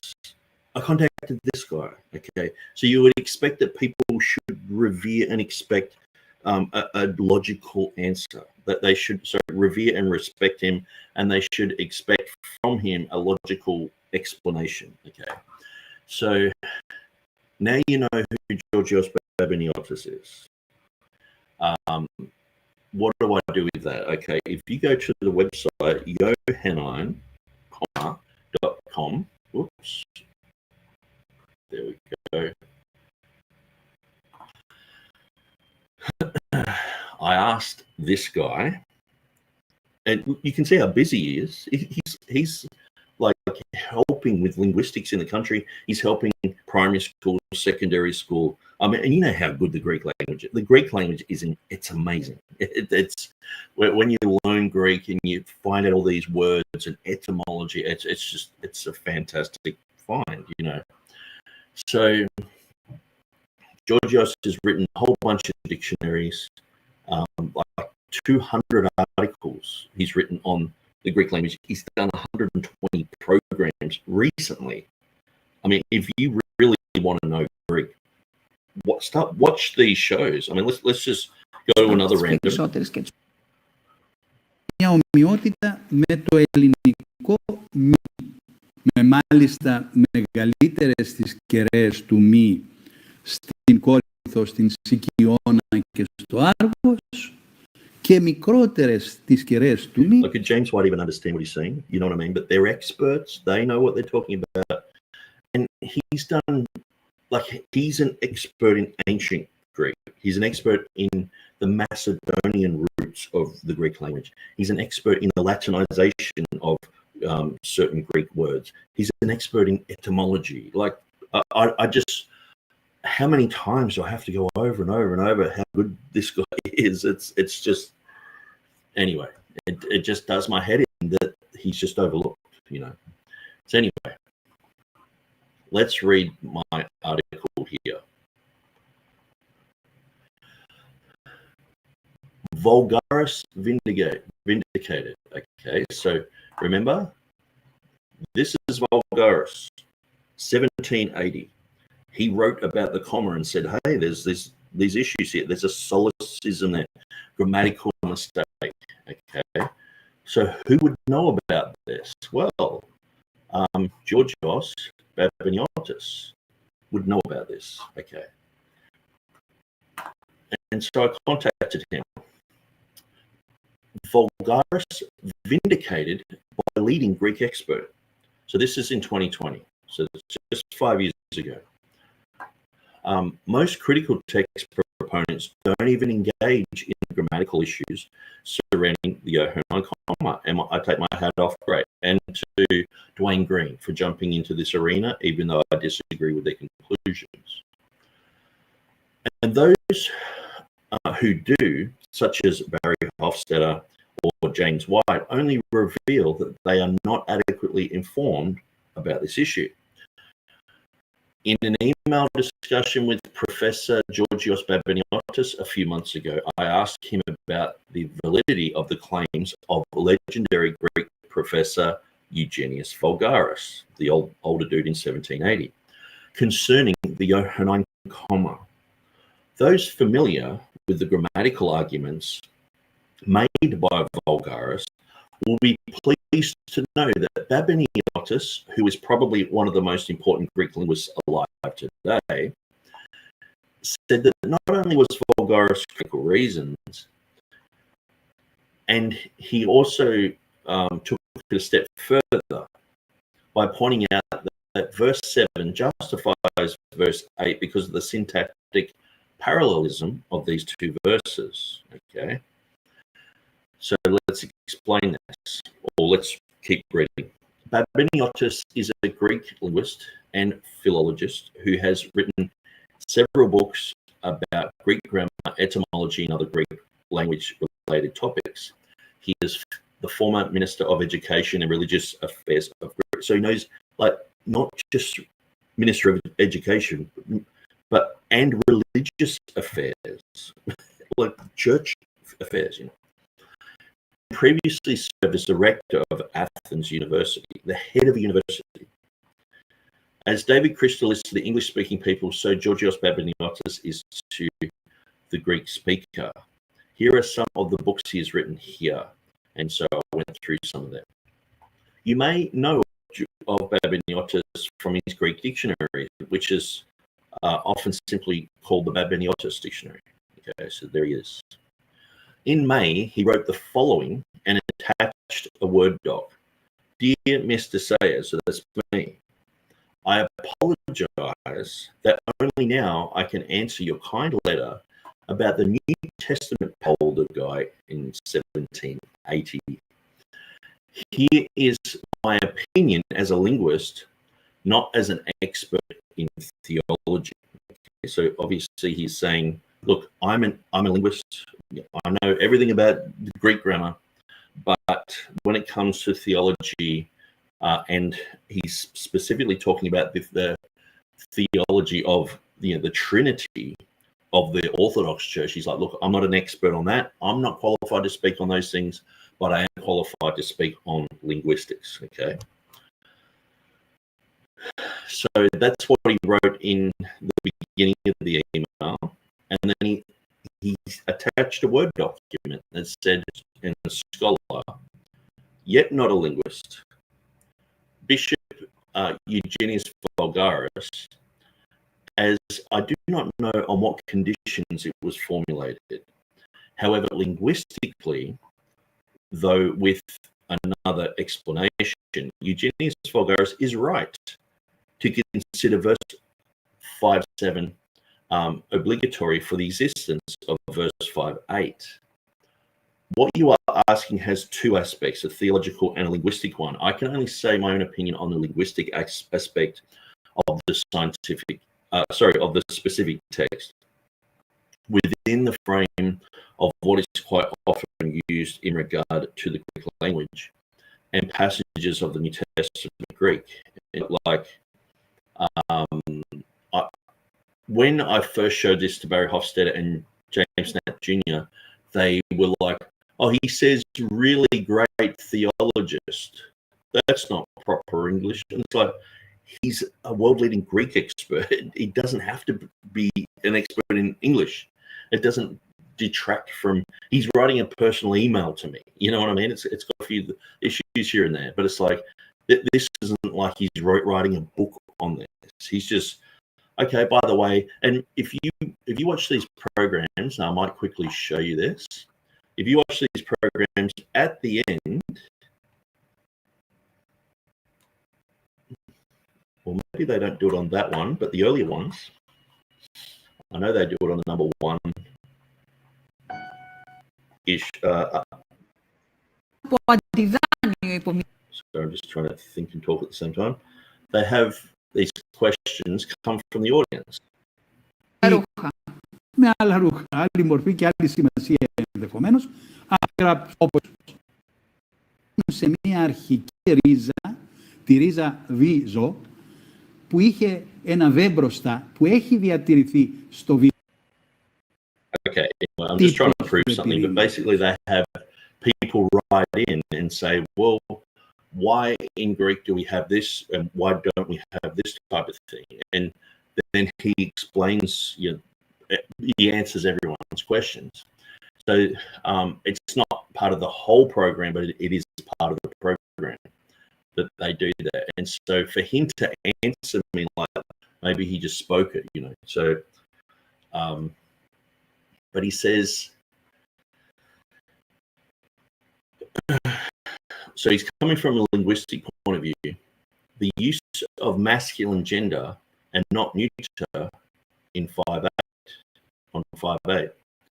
So here Turretinfantes en te gay to pneuma k to uda k to aima k hot tres ace to n esin. Okay, so that's what it says there in the Greek. And he says is linguistically justified on the pattern of syntactic parallelism. That is, on the ground that it makes a pattern completely the same, a parallel in structure with that of 5.7. And so here we have 5.7 here. Oti tres esinho maturontes en tu uranu pata ho logos kai tu agion pneuma kai ote oi tres en esi. So for modern linguistic analysis, what is important is not the mere grammatical gender agreement rule. So that's what everyone's talking about, the gender agreement rule. So he's saying, look, that's an issue, but it's not the most important thing, okay, according to him, which would lead to the usage of gender, neuter gender. So it would have K tria esse ta maturionta. So you can see it's ending in the A here, where up here you have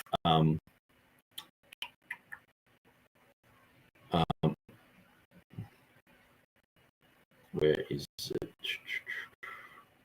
Like maturionta instead of maturiontes. You have the tria instead of the tres. So yeah, you can see here the issue. So K tres esin ho oi maturontes, where that it should read like this. Okay, so it says, but the overruling schema, I think that's how you would say that, of syntactic parallelism, which is much more stronger than a simple gender agreement rule. So he's saying the gender agreement rule is an issue, but this syntactic parallelism is a stronger issue overriding it, because when you have 5-7, sorry, when you have 5-8, the grammar rule, yes, it is an issue, and yes, it is. It does point to a solecism in the text, but when you have 5 solecism, so he says, conclusion, the issue we refer to has more to do with the linguistic style of the passage. It is the result of a stylistic section which is far beyond the usage of a grammatical syntactic rule that would lead to neuter gender, and which furthermore would eliminate verse 5-7. So then George later in an email said, I've given you my own linguistic explanation, which is to keep 5-7, which justifies 5-8. It is grammatical and mainly syntactic parallelism of these two verses. Okay, so then I, put the challenge out to people who are saying, grammar is not an issue. Well, here you have a world-leading expert in the Greek language, and he's written to me personally and said, not only is it just basic, a basic grammatical error with the mismatched genders, but he's saying there's an overriding syntactic parallelism issue that has to be dealt with as well, and that's the main reason why he feels that that's an issue. So I'm not sure how much more I can do about that, or how much further I can go with that, because I've looked at Eugenius Vulgaris. So let's look at what Eugenius Vulgaris said about the comma. Okay, so let's look at this. 1 John 5:7. Oops, 6:7. I'm creating another verse there.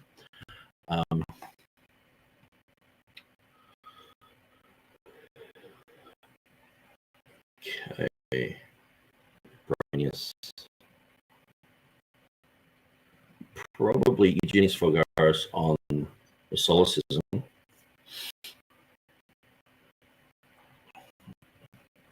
Yeah, this is good because it's just basically just cut straight to it.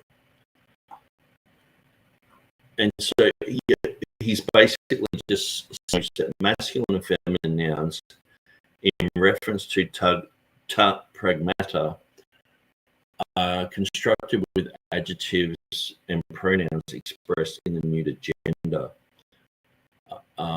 Is well known to all who practice in language, but no one would say that conversely neuter nouns substantive are also indicated by masculine and feminine adjectives or pronouns. 8:3 masculine that bear witness masculine in earth, the spirit neuter, and the water neuter, and the blood neuter, and these three masculine agree in one neuter. I ask, surely here the natural and idiomatic language is better. Three neuter that bear witness neuter in earth, the spirit neuter, and the water neuter, and the blood neuter, and these three neuter agree in one neuter. However, the former was written, not the latter. Therefore, what other reason can be adduced from the occurrences of unsuitable from Greek should be translated, unless the sole expression of the preceding verse 7, which by means of this immediate following verse 8 is explained symbolically and plainly, completely replicated by the allusion made to that which preceded it. So the three, therefore, in heaven testify are placed first in verse 7, for there are three that bear record in heaven, the are immediately influenced by the same witnesses to extend even to the earthly testimony to confirm the same, the three symbols of verse 8. And there are three that bear witness in earth, the spirit, the water, and the blood, and these three agree in one. And if we should say our evangelist in heaven, as sufficiently indicated through the particle K, and also even, sense of which in present, not simply copulative, it is, but plainly identifying regarding whom the above verse it has been stated, namely Father, Word, and Spirit. The same ones bearing witness are also on earth, through which symbols they have been revealed. And so then he goes on and sort of talks about, you know, his theology. And see, one of the things is to understand Eugenius Vulgaris, getting another scholar like Georgios Babiniotis to read through this, because that's what I did. I sent him this. And then he's sent back his letter to me. So he read through it and went, okay, yes, I see the issue.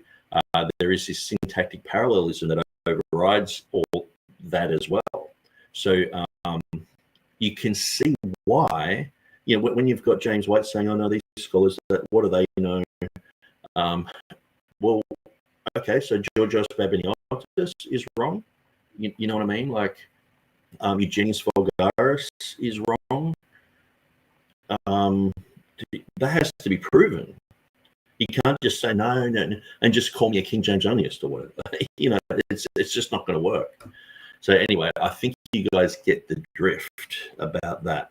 And so I'm going to shut down some of these. Comma, that one, and that one. So, and I guess I'll shut down these as well. Georgios Babiniotis, Eugenius Vulgaris, but yeah, he's maybe, yeah, we've looked at his books. Maybe I can look at his articles. Just a quick cursory look. Okay, so publications.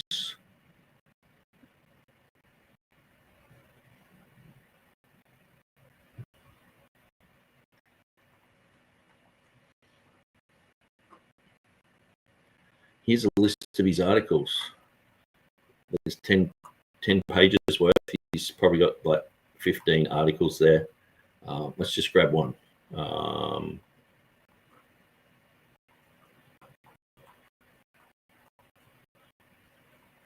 You think James White could read that?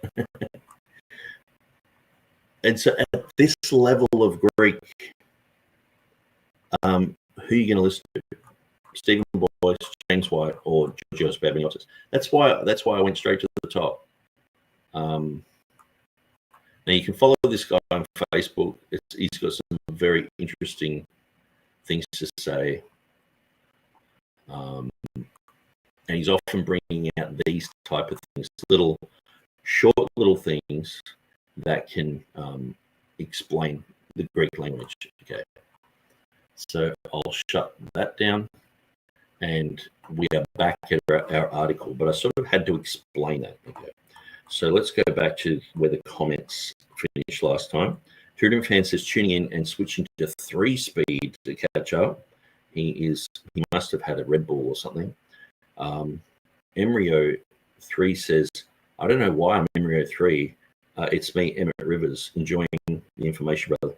Yeah, I because I knew you changed your name, but I couldn't remember the former name because I know you contacted me also on Facebook, and that's why I always try to keep even my profile pic the same on Facebook all the time, because I remember it was Stephen Avery. I was talking to him one time, and he said, look, I don't know who you are. He said, you change your profile pic so often that it's I just see, I think it's someone else. And I thought, actually, that's a really good point. People just, they're constantly seeing this change, and so I kept my profile pic the same ever since he said that. But yeah, definitely knew your face. But if it was a different profile pic, I would be like, oh, Emryo 3. But Ahannes says, listen very carefully, for you might miss something, TurretinFan. Yeah, it's going that fast. There is some disturbance, chopping of the sound in audio in the stream. Is it just here, or are there others who are experiencing the same?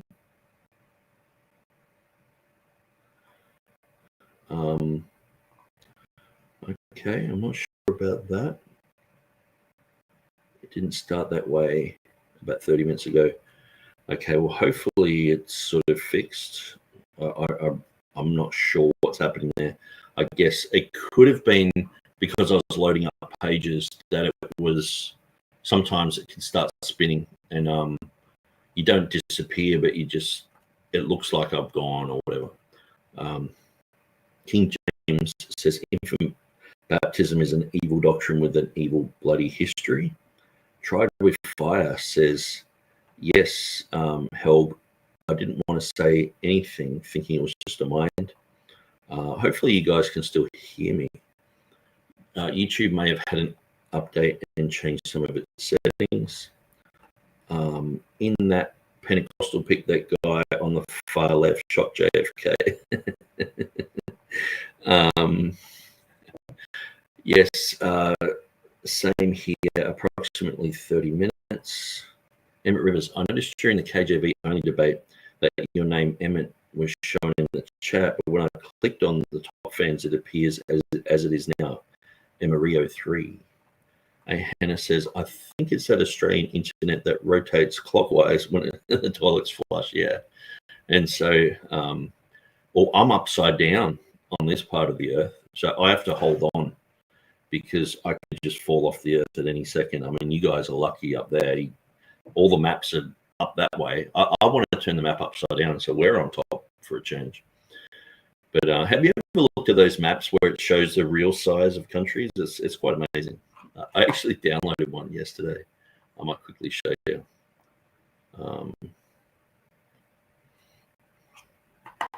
Actually, it was on my phone. Yeah, it was a size map, and it shows you, like, Russia is. And speaking of size, I've just shrunk right down to nothing. Here we go. Let's go back. I won't do that again. I'll just keep on with what I'm doing because I haven't even started the article. Tribe Fire says that might help TurretinFan catch up a bit quicker, Hannah. Okay, I'll just skip over a few things. Brother Emmett, okay, so they're talking about the chatty name change. Do you know of any critical text scholars that have changed their mind and are now TRK, King James Bible supporters? Where can I find a list of scholars who have switched sides?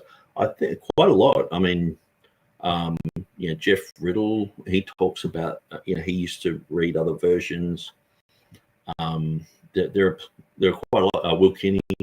I think a lot of people just were saved, went to a church and they were reading NIV or whatever, and they've moved on from there. It's one of those things where when it's someone's own personal conviction, they seem to be very strong and very clear on it. When you're in a church where that's taught, people come out going, "Oh, I was burdened by this horrible King James thing," and and that's where you get a lot of these former people like Mark Ward and James White, and I was in churches like that, but I came out, but it's I was in a New King James type of church, but every now and then they'd read other versions, if it helped their doctrine. Hel says, "Hey, you're probably right." Okay, about that issue.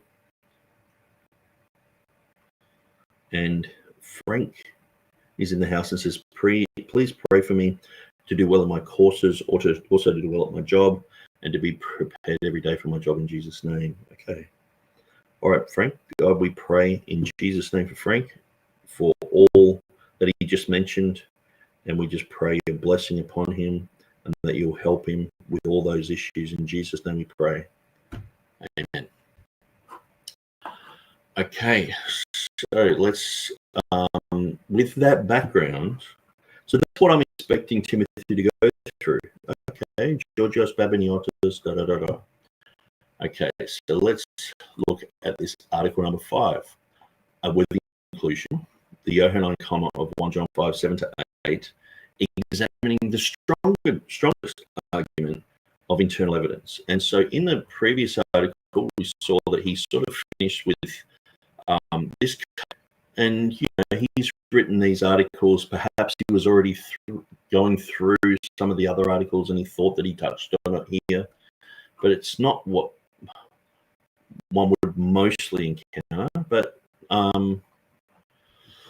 then again, Trinitarian Bible Society are quite popular, so I want to not say something wrong here. I guess just because I'm saying it doesn't mean that it's the most popular thing. I'm a pretty minority voice in this field. If I was just to go to any average TR defender, they'd probably put you to the Trinitarian Bible Society guys.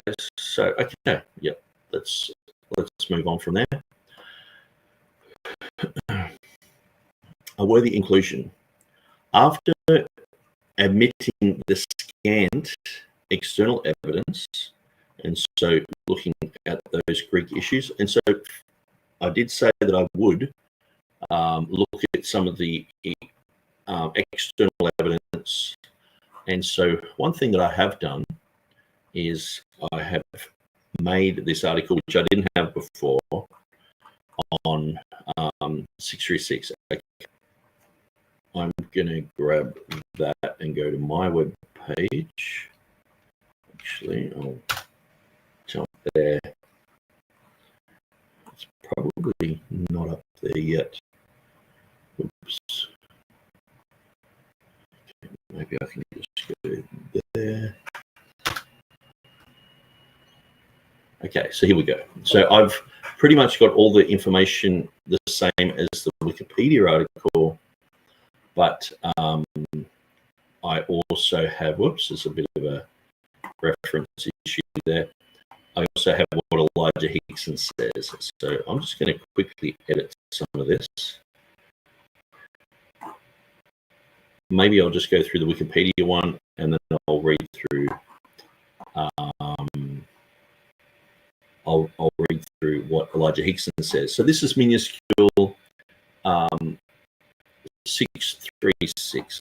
So when we go back to article number 2, where it's talking about the external evidence,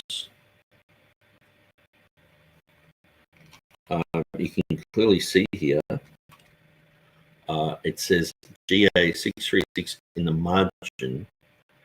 marginal text in block quotation, and it says a 15th century manuscript with a post-Erasmus era, but it's quite interesting. It doesn't have the hot pater, the definite article before pater or logos. Pneuma agion instead of agion pneuma it's around the other way, and I think it's another word here. I can't remember exactly what that is, which is utoi. Okay, so that's just brought up there. So I thought I'd just show you what that is. So I'm going to do more study into this, but minuscule 636 is a Greek minuscule manuscript of the New Testament on paper. Paleographically, it has been assigned to the 15th century. The manuscript has complex contents. Formerly, it was labeled as those things.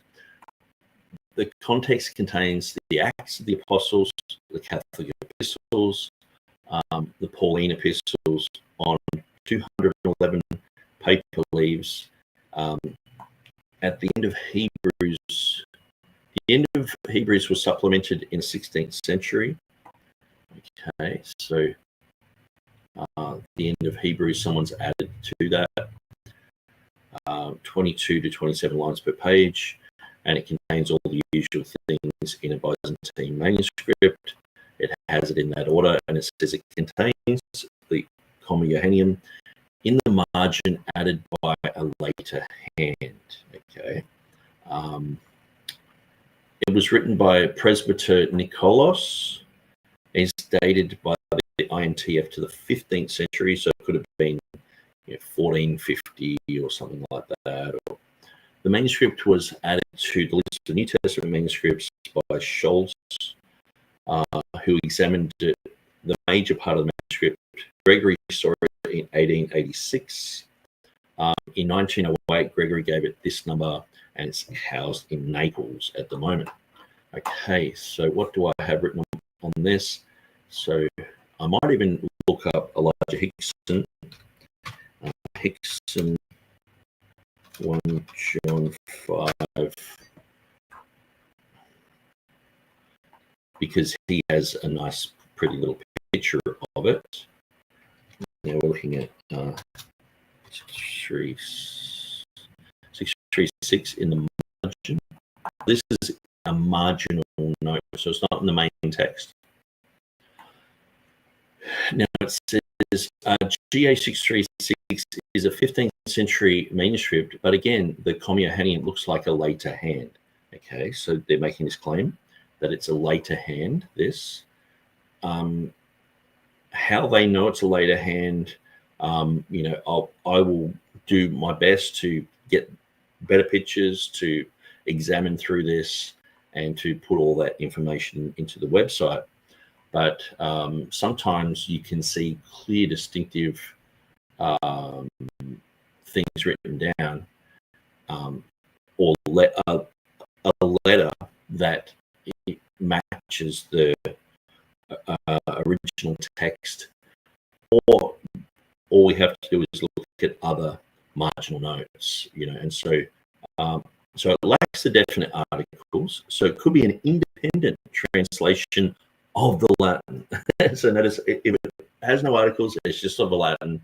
Everything either goes back to the Latin or back to Erasmus. That's just the default. It is textually similar to Erasmus's third edition, except it lacks the oitoi, which Erasmus has. So we looked at that. We know that the manuscript came to Naples from the Augustinian monastery associated with this church of San Giovanni in Naples. So it seems to give the manuscript a 15th century, listen, Roman Catholic provenance. It's if it's in a Catholic church, it's the Catholics just are bolstering these numbers. Chick tract rubbish that we've gone over. Though it is unclear when the margin, and when I say chick tract rubbish, what I'm saying is there are claims in early chick tract, Alberto comics, all this sort of stuff, that even Islam was made by the Roman Catholic Church. It's a pretty ridiculous claim. It's a radical claim. I don't think that can be backed up. And what I'm saying is Hixson is engaging in that type of low-hanging argument here. Okay, so someone else is saying the audio is choppy.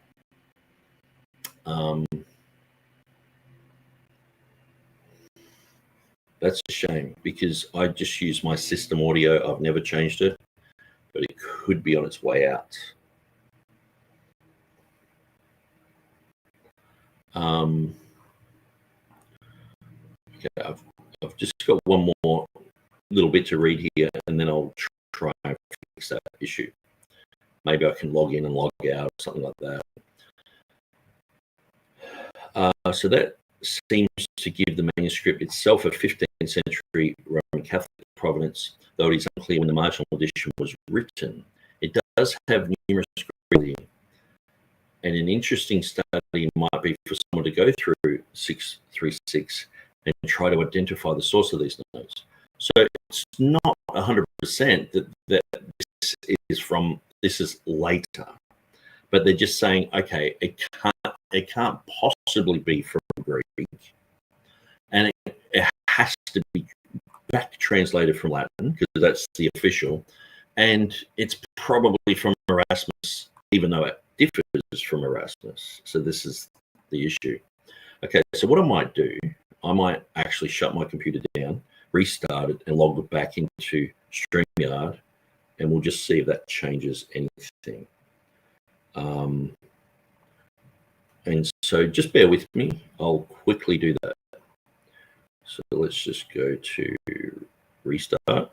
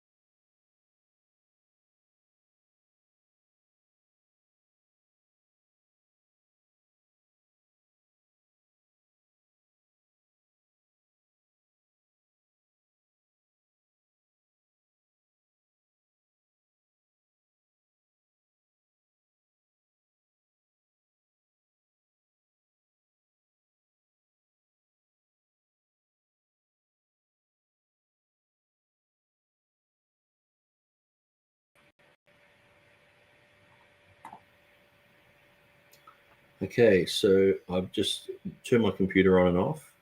Now it could be, it sounds like a wire issue. While it was turned off, I just quickly jumped on YouTube and I can hear the choppiness. Now I'll just get this up here, share.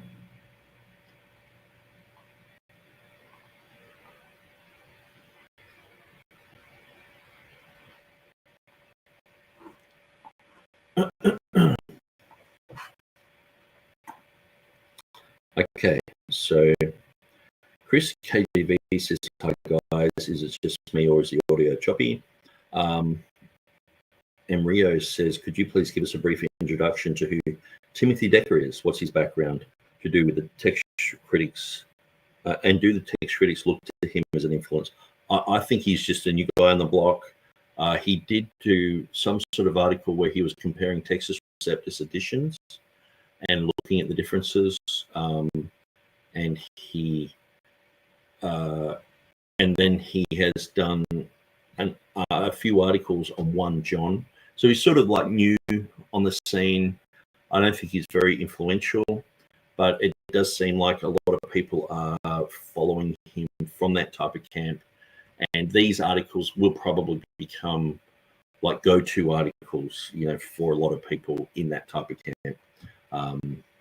But yeah, so yeah, let me know in the chat there if the sound issue's fixed, if it's choppy or yeah, hopefully that's fixed. So I might turn my other screen audio off because we've stopped looking at videos. Okay, so we were looking at, I'll just quickly get that back up. Well, actually, I read through the Elijah Hixson material. So Elijah Hixson comments on GA 636, but he's sort of like, well, we can't tell whether it's the marginal note is from after Erasmus or before, so he can't tell. Maybe it's a genuine quotation that appears from like a corrector in like the mid 14th century. 1400s, and so that would be a reference to the comma. So that's why I just skim through that article, read through it, and just show you that some of these ones where it's like, okay, you're a note. Well, even Hixson didn't say that. So that's where that's another one that has to be questioned. So we've gone through some of these first ones, GA 629, Greek Latin diglot that actually diverts quite a lot from the Latin in that text. But it is a different and separate witness to the comma. Erasmus said he had Codex Britannicus, which is different. It reads different in the annotations that he wrote about that. GA 918, we looked through that issue. And so I've spoken so those ones there, but I just this 6361, we've gone through that. There is another one, 635, which has a marginal note about the Trinity, and I've actually gone through and translated that, but it's not really mentioned here. It doesn't really have the comma in it, but does have a Trinitarian concept there. But anyway, we'll keep going through these and keep gathering more and more information. And like I said at the end, I will go through the positive references for the comma, and we'll go which ones aren't, which ones are proven to be before, because there are some that have verse 7 says this. So obviously that's after Stephanus, even, because it didn't even have verse numbers. But some of them, like this one, it doesn't have that. It's just got a note, and Elijah Hixson's like, well, that would be a great study for someone to do. Okay, so Emrio says, whatever you did actually helped. It's still a little choppy, but the choppiness comes in and out. I'm really liking this session. Maybe I should do a Fonz and just bang my computer. I'll try that. And there we go. Sometimes it just fixes everything. I used to have a computer where if I just banged it, it would work for like months really well. And every now and then I just give it a bang. And I actually thought, oh, it's on its way out. And I'd just give it a bang every now and then and it would work. And so if the Fonz can do it, I'm sure that I can do it with the power of the Holy Spirit. Okay, so let's continue through this one. After admitting the scant external evidence, see parts 2 and 3, those who defend the originality of the Johannine comma, evidence also includes comments by Cyprian, which he just dismisses. Comments of Trinitarians using this against the Arians, strong evidence.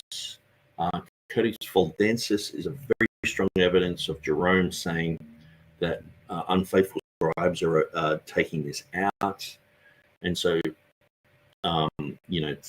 it's like, well, we've lost the battle on external evidence. I think there's so much that is just overlooked with these evidences that to say that is really, it's disingenuous. The grammatical issue is just another issue. It's not like, oh, we've lost on that front, now we desperately have to work something else out. No, it's all of these arguments are together. You can't just separate them and hold them, we've got an external argument here and we've got an internal argument. They all go together. It's okay to divide them up to talk about them, but to divide them up and sort of pit them against each other, or just go, we're desperately, we've lost the battle on external stuff, so now we're going on internal stuff, and obviously we've made these weak arguments with Hills and Matthew Henry or whatever, and now we're trying these other things, sort of thing.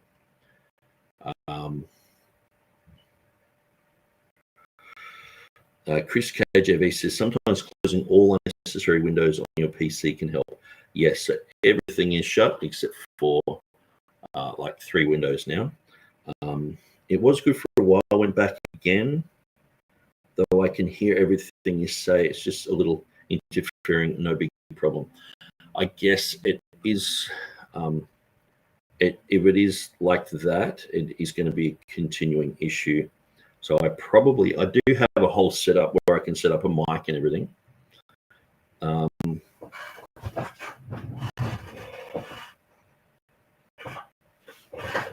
Just bear with me for 1 minute.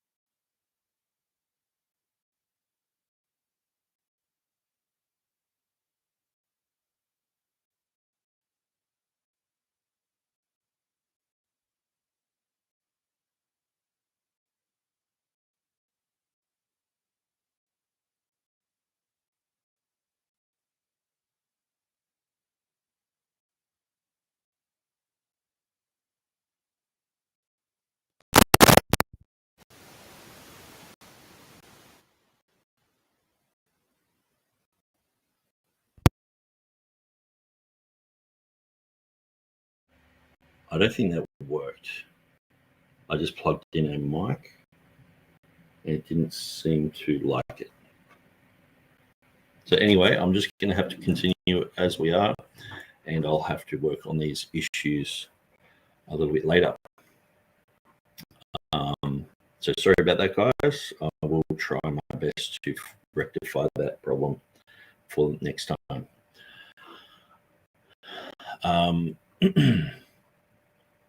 So after omitting the scant external evidence, those who defend the originality of the Johannine comma offer their strongest evidence for its inclusion from the basis of internal evidence. In part 4, we answered some of the weaker arguments from internal evidence in favor of the comma, but I've still saved their strongest argument for last. To be fair, okay, so that's the claim. That's our strongest argument. So he's dismissed Cyprian. He's dismissed a whole bunch of early church writings on this. He's dismissed Jerome. He's dismissed a lot of the external evidence. It's just back translated from the Latin. Oh, that's from Erasmus. It's later, and we're checking through all this stuff. And so he's just thrown all that out and said there's really nothing else. And so this is their strongest argument. Okay. So to be fair, this is a strong argument, because he's saying this is a strong argument. And it has been recognized even by those who do not claim, do not have, this is where James White and Stephen Boyce, they're like, no, it's not an issue. But he's saying here, Timothy Decker is saying, to be fair, this is a strong argument and has been recognized even by those who do not have a text that includes a comma. He's saying that this is a real issue. Okay. So the argument is discordant and unharmonious, yet with the comma, it flows smoothly and easily. And so that's fine to say that. It should be said that it's a solecism, because most people would understand that, but I guess he's saying it in his own way. But the question that must be asked up against it a bit, is that enough to overturn so much preserved manuscript data? So this is the problem. People go, okay, we're going to jump into the grammatical issue, but look at all these manuscripts over here that don't include it. What about that? And it's like, can't you just talk on this one issue? I find that people cannot talk about the grammar just straight out without, like, say, when I talked to Barry Stetter and James Snap Jr. about that Georgios Babiniotis, and I said, hey guys, this Greek expert has said this about the grammatical issue. They were like, who is this guy? And straight away they were like, does he know about the manuscript evidence? And it's like, what? Why? He's talking about grammar. I've gone to speak to a grammatical expert. I haven't gone to speak to someone who is an expert on manuscripts. He just knows that this is an issue. So it shouldn't matter if there's a million manuscripts for or against. He's just pointing out the grammatical issue. And so Hofstadter and James Snap basically sort of demonized the guy and said he's just, they were picking through his English and saying, oh, he's not even speaking English properly. And it's like, guys, if he went through your Greek, he would laugh. It's like you'd be like little toddlers trying, and you're picking on his English, like for saying things like the really great grammarian. And it's like, we used to say that until politically or in political speeches to say, well, this is more beneficial. People would say, no, don't have more beneficial, just say it's beneficial. So, okay, it's beneficial. No, more beneficial. It doesn't matter if it's redundant. It's the way we speak. Sometimes we put emphasis on certain things. We say it's very, very, very cold. Yes, I could just say it's very cold, or I could just say it's cold. But this is the type of grammar police that are around, like saying, no, English has to be like this. Well, no, it doesn't. And one thing I want to point out is that, like, say, for example, when I was talking to Dwayne Green on this very issue. So he was doing a program on it, and so obviously I was trying to text as much as I could and put answers in the chat. And the issue came up of double negatives. You know, people saying, "I ain't going to do no work." You know, oh, it's got a double negative there, so that cancels it out. And the thing is, like, I know, probably 95% of the population who even know that type of thing, they think that way, but it's actually wrong. It's in mathematics, the two negatives, one cancels the other out. It's not in linguistics. In linguistics, you can have double negatives in sentences as long as it's understandable. And I was trying to explain that in my limited ability in the chat on my phone to Dwayne Green, and he was just like, no, that. And I think the thing is, some people just think that things are just set in concrete in a certain way, and it's like, no, that's just double negatives. Everyone knows that type of thing. Where it's like, I used to think that, and then I did the boot camp on the English language, and it talks about the double negative. So I might even just quickly get that up. Double negative English boot camp. And so it's one of the first things that they go into. Oh yeah, so they've got a Wikipedia article on it, double negative.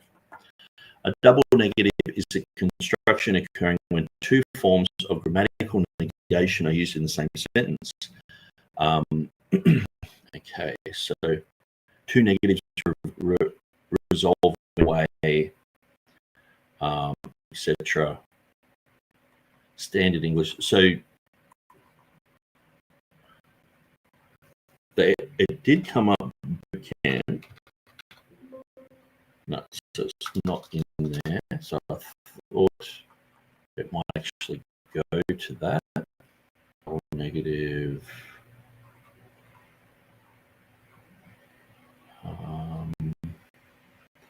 Maybe Amazon.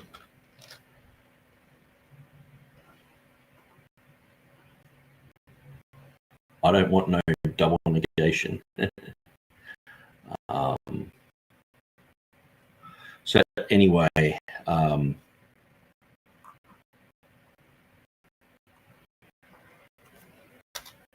English Bootcamp, great courses, English Grammar Bootcamp. So this is the book, exact book that I get it from, the great courses.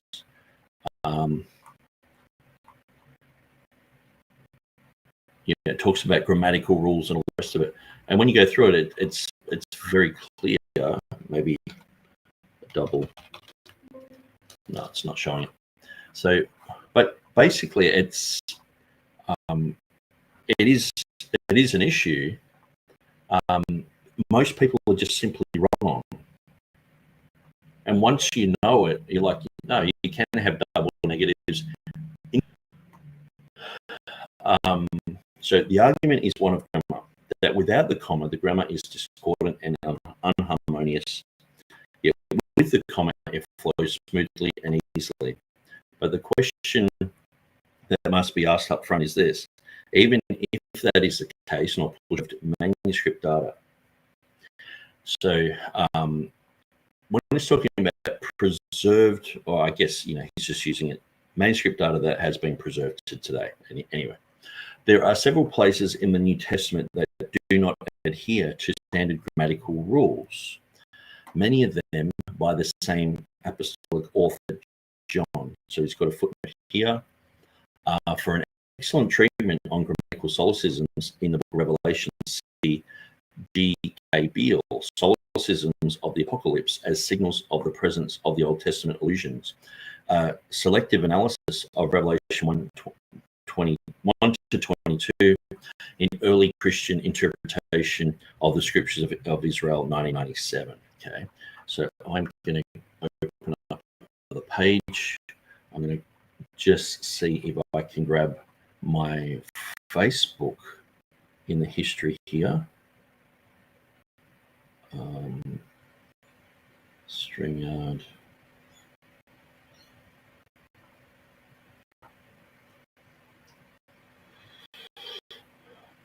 Okay, so on this specific issue, I chatted with Timothy Decker himself. Okay, so he has this article up there on JamesNet New Testament Textual Criticism Facebook page, and it says the strongest argument for the comment refuted. Talked about it. So I jumped on because the first thing that I read was Revelation 1:4 is a solecism. So I wrote here, Revelation 1:4 is not a solecism. The name of Jehovah is there, past, present, and future. So when I've written that, I've put it in a way that I know the issue. I know the issue of having a solecism at Revelation 1:4 is a big argument made by critical text people about Erasmus. Okay, so and when you look at where it is, it basically says which is and was and is to come. So that's the triadic declaration. Revelation 16:5 is related to that. So that book that I've written on Revelation 16:5 deals with that issue. So basically, I've said it's not a solecism.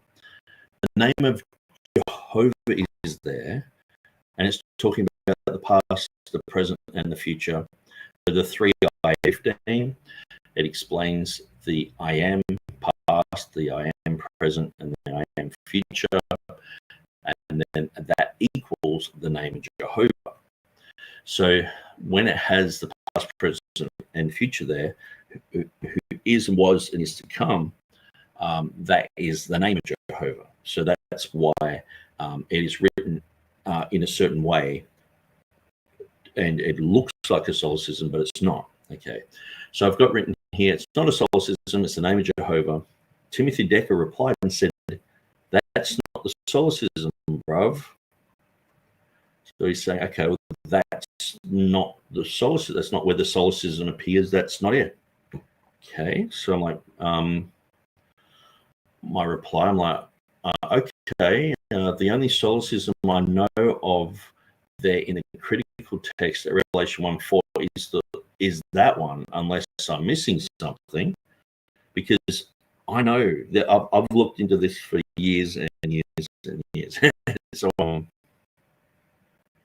Nick says look carefully at the prepositions.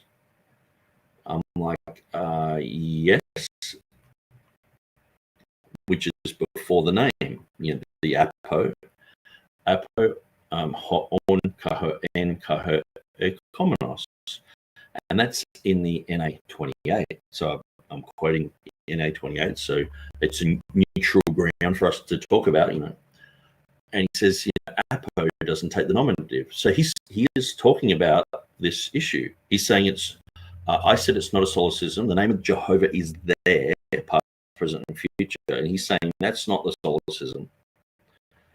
I'm like, okay, well, look at the prepositions. I'm like, okay, what the apo, which is before the word before the name Jehovah, and then Timothy Decker's like, apo doesn't take a nominative. And so I'm like, okay, well, he's probably not going to listen to me. So it's like, okay, well, Bill now. So no, he said it's not an issue in the NA 28. So let's look at what he says. Well, he's got a whole article on there, and he says, a friend of mine pointed out the irregularity of the grammar in this verse. When the biblical writers break what sounds better than saying they are wrong, but caution is in order before we determine that a native speaker makes an error in his own language. The middle part of the verse reads, grace to you and peace from apo, the one ho'on, and the one who was ho'en, and the one who is to come ho'ekomenos. The preposition apo should be followed by an object in the genitive, and yet our 3 titles are all in the nominative case. is this listen to this, exactly what I say. A threefold expansion originated from Exodus 3:14, where God gives his name as I am who I am, ego imi. Ho'un was expanded to include Ho'in and Ho'ekomenos, so that's not really what's happened there. You have in Hebrew the three I ams mentioned in Exodus 3:14. One is past, one is present, one is future, exactly making the reading of Revelation 16:5, by the way. So as a title, so anyway, he's going in depth into that, saying basically, and he says here, we see the same translation in Revelation 16:5. And so I thought this was actually a pretty good article to, even though I'm in disagreement with some of his conclusions, it's pretty much saying what I'm saying. That the name of God is there, so that's why when you look at a preposition like the apo there, it if you have the name of Jehovah there, it makes sense. If you don't, it doesn't make any sense. So once we got to there, I said, by the way, this is not an issue in the TR. It's apo 2, it's not an issue. But even in the critical text, Bill Mounts is saying it's not an issue either. Okay, so I would tend to agree with that. Okay, so then I said thoughts on Babyloniotis. Okay, thoughts on Georgios Babyloniotis. Right. So Timothy Decker said that not an issue in the TR gives me enough pause. So his answer gives me enough pause to consider the harder reading as preferred in this case. So it's like, okay, so it's a harder reading, but he was saying it's a solecism. So this is the main reason I brought this up, is because here he says this is a solecism. And when you look at what he's mentioned here, it is, now he did have Revelation 1:4 there. It seems like that has been changed.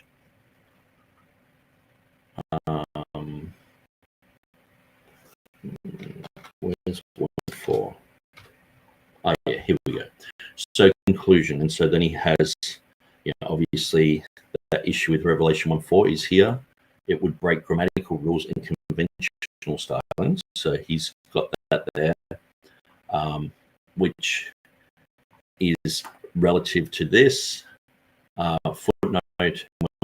There are several places in the New Testament that do not adhere to the standard grammatical rules, many of them made by the apostolic author John. Okay, so back to my conversation with Timothy Decker.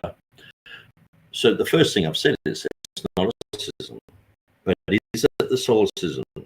It is. It's the apo that appears before the name of Jehovah. So understanding the name of Jehovah is there, that makes the apo make a lot more sense, doesn't it? So he's basically saying, okay, I'm looking there, and he's like, apo doesn't take the nominative. And it's like, yeah, but it's not a solecism. And so, but that's what's claimed in his article, is that this is an issue. We have similar methods from Johnny himself, who would break grammar. This has actually been reworded. But anyway, perhaps I'm imagining things, but it does mention that solecisms, Book of Revelation, you go up the top, it's talking about that, and then it's talking about Revelation 1:4. So maybe after our conversation, he changed this. And just see if this has been amended. That's a good thing about my website is everything is completely documented. If you do a change, if you revert it back, it's just going to be there. So July, September, okay. So maybe.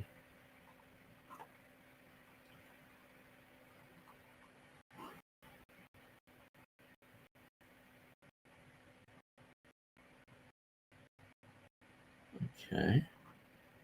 Academics resources.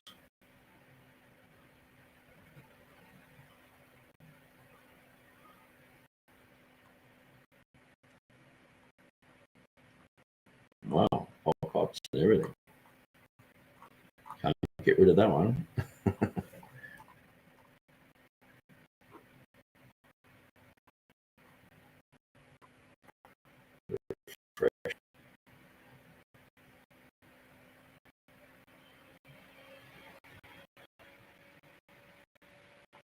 Maybe blog.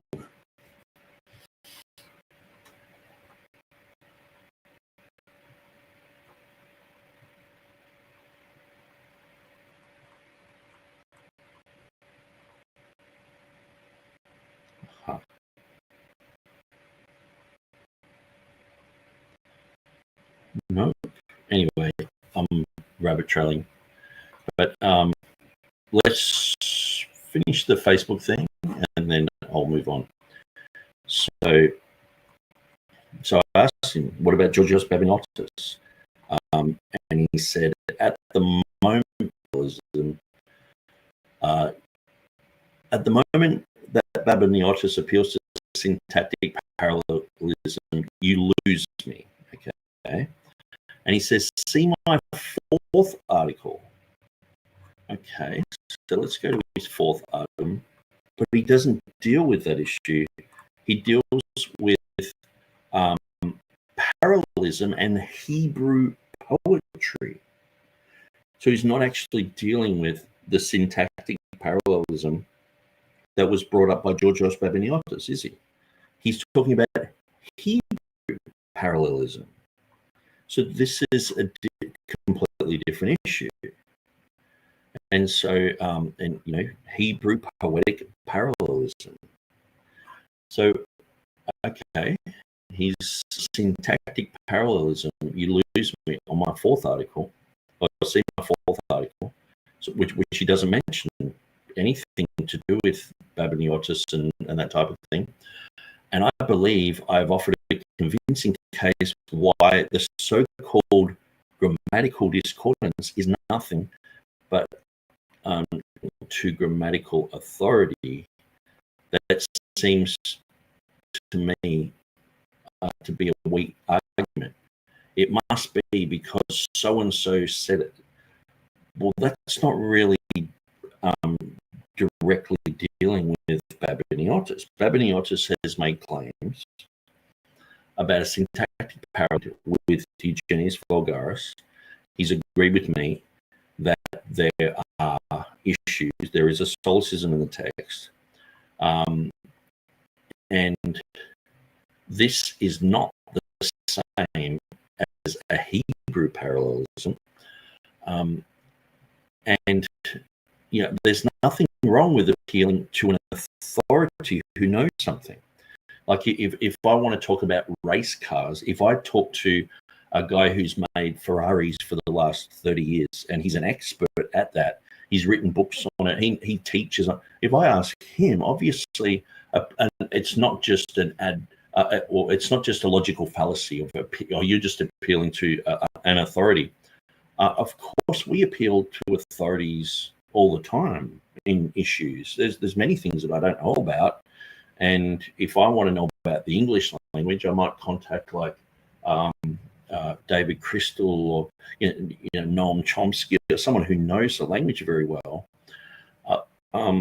It seems to me to be a weak argument. It must be right because so and so said it. Well, it's not so much that. It's like, okay, well, this guy with authority has said this. Can you debunk that? Where you've talked about this Hebrew parallelism and Hebrew poetry. You haven't talked about that from a Greek perspective, and it hasn't really addressed what Babiniotis says. So saying, oh, Babiniotis appeals to syntactic parallelism, you lose me. Okay, why? Why are you lost there? Yeah, see my fourth article. Okay, so we go to the fourth article, and we can't see that you've dealt with this issue specifically with the syntactic parallelism. And so you're just appealing to authority. And I'm like, oh, and so I said, actually, he was answering the question that I posited to him about Eugenius Vulgaris and the solecism. So it was a Greek authority commenting on another Greek authority. So, of course, as we went through earlier, Eugenius Vulgaris, he wrote his material in 1780 on the Communion, and he wrote quite a lot about the solecism. And when he read through that, he was answering that material. So it's very clear. It's not just him just looking at something and going, it should be this, should be that. He's answering. He's giving his linguistic opinion on what has been written by Georgios Babiniotis. And so the main thing is, even if he didn't talk about a syntactic parallelism, the main thing is just talking about the mismatched genders. He's in agreement with Babiniotis. So he's in agreement with Eugenius Vulgaris. So Babiniotis is in agreement. Eugenius Vulgaris is in agreement. And so that's what's mentioned here as well. It's not just the syntactic parallelism. And he's saying he's answered that. He hasn't. It hasn't been answered. And so, anyway, let's continue.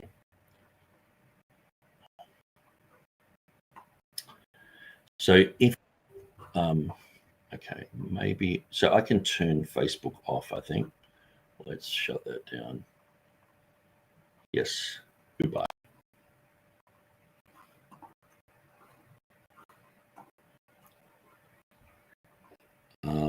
So Embryo3 says, keep going, brother. You're doing good. I love the realness here.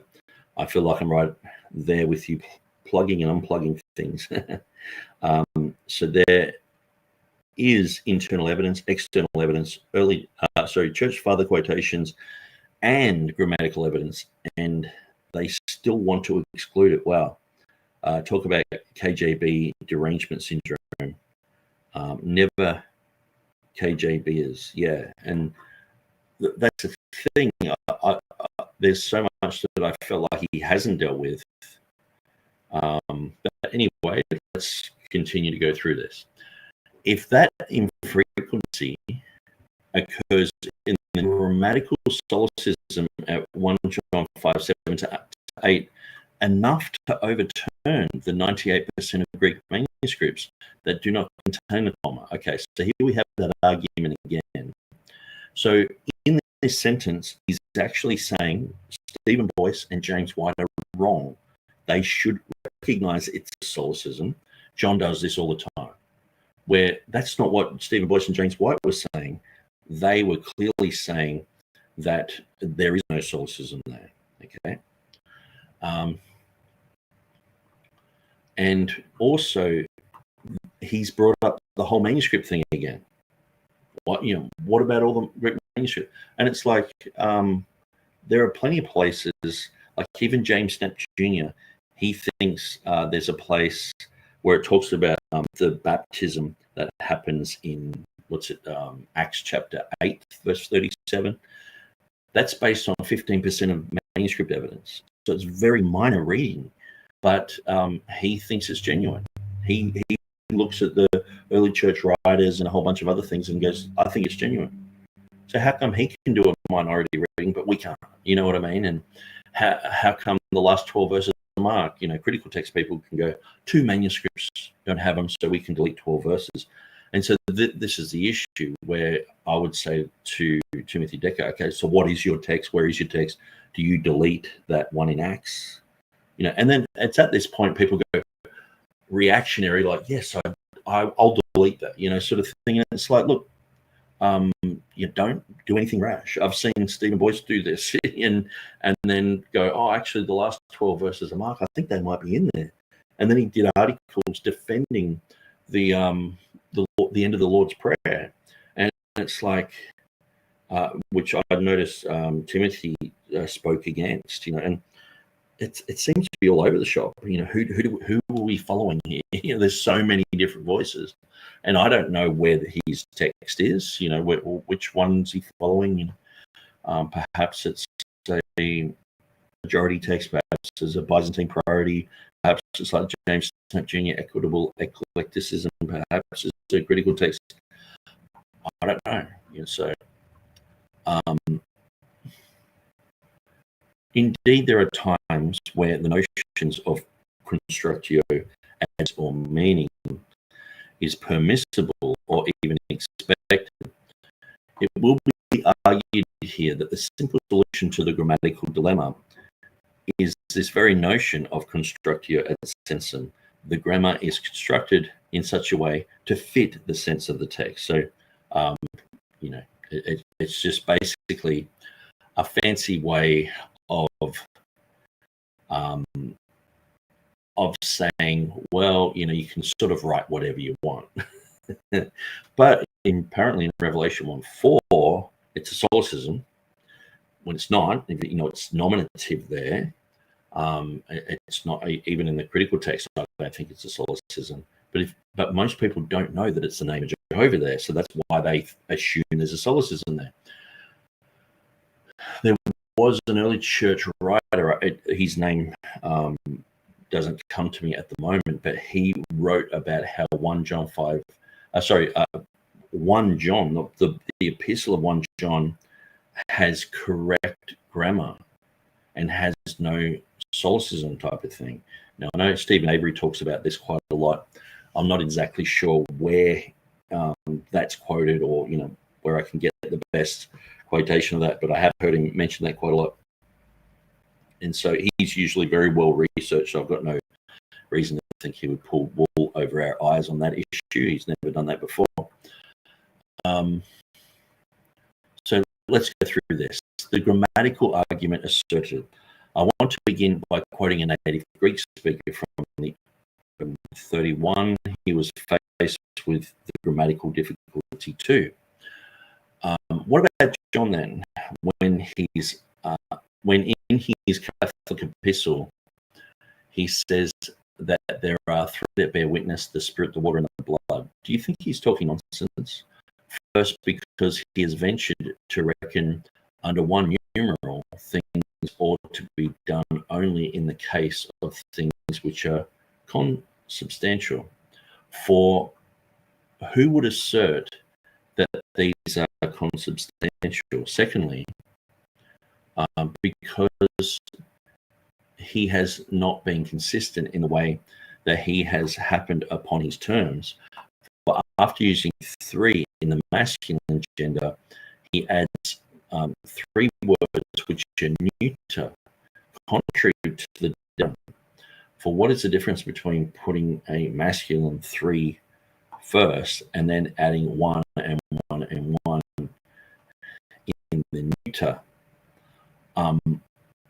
Or after a masculine one and one and one, to use the three not in the masculine but in the neuter, which you yourself okay, so that is by Gregory of Nazianzus. So it says here the primary issue is simply this: in Greek, the words three and the articulate participle, the ones bearing witness, are all masculine, while the three earthly witnesses are all neuter between the malleable adjective three and the articulate participle, the ones bearing witness. On the other hand, with the comma included, the first two of the three heavenly witnesses are grammaticalized masculine, Father and Word. Therefore, with the comma included, there is every reason to expect the masculine three and the ones bearing witness, but without the comma, there is a breaking of the grammatical rules. There are a couple of observations to make before we move on. Notice that Gregory seemed unaware of the comma. Well, that's not. It might seem that way, but perhaps he's actually mocking those who have grammatical discordance in their text, and he's saying, hey, look, you really need verse 7 in there to justify verse 8, because a lot of this seems to be warranting an answer that says, yeah, you're right, there are grammatical inadvertently arguing the same thing that I would argue for, that there's what about the mismatched genders? What about your grammarians look at this and that there are problems here? What about your rules? Don't you follow your rules? And so I mean, against that. So I would have to read into that more, think about it a lot more. But it's sort of like, well, he seems to not even quote 1 John 5:7. Perhaps it's not worth quoting. It's perhaps people had it in their Bible, but other people, I guess, me pointing out the last 12 verses of Mark, I could start arguing about that, but I don't have to quote Mark, the last 12 verses at all. I can just start talking about an issue. So anyway, that could go either way. And I guess as we go through more and more and study these things more and more, more light will be added. But so he's saying, notice Gregory seemed unaware of the comma. He cited 1 John 7-8 as it appears in most of our versions that exclude the comma. Well, perhaps he was pointing out that was a problem. And if someone said to me, what's the issue with the solecism there, I would point to 1 John 5:8 and the mismatched genders there. I don't even have to mention 1 John 5:7 and read through it to be talking about that issue. There does not seem to be a knowledge of any reference or to manuscripts that read Father, Word, and Spirit. If there were, he almost certainly would have mentioned that in his oration in order to make his case, arguing against the absurd notion that the three witnesses, Spirit, Water, and Blood, are consubstantial. This will be an important factor later. Okay, so he's going to bring up that issue. But I think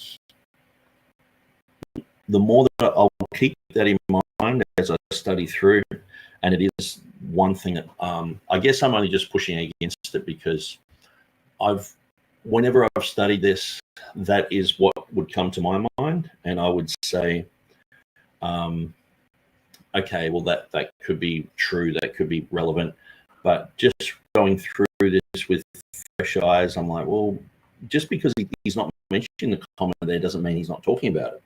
And especially if he's mentioning that there are grammatical issues there, that's quite a big thing. So obviously he's talking about someone omitting things, but even Jerome was very clear that unfaithful scribes were taking comma out. And when I say he's omitting things, what I mean is, obviously he's talking about there is a grammatical problem in the text. Okay, if he had just the Spirit and Water and Blood in front of him, which he obviously does have that in front of him because he's seeing this problem, it does not necessarily mean that he doesn't have the Father, the Word, and the Spirit in front of him, because that could be the main problem that he's trying to point out. So, and he says down the bottom,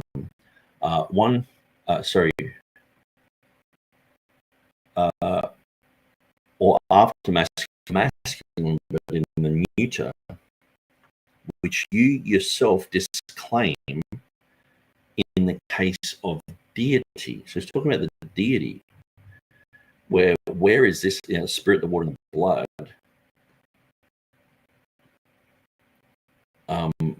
Where is this deity? And so about more. I find, I'm not saying that Timothy's right or wrong here.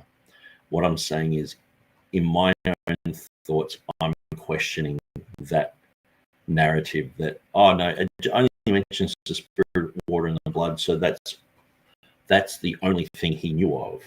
And he was just completely oblivious to everything else. No, it's not making any sense to me that that's all he knew of. So I guess, you know, that's something that I'm going through and trying to work out. Okay, so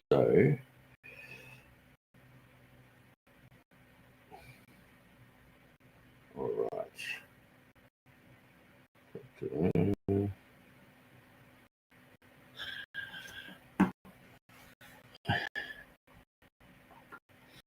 So he says, if there were, he almost certainly would have mentioned that in his oration, in order to, he was arguing against the absurd notion that the three witnesses of spirit, water, and blood are consubstantial.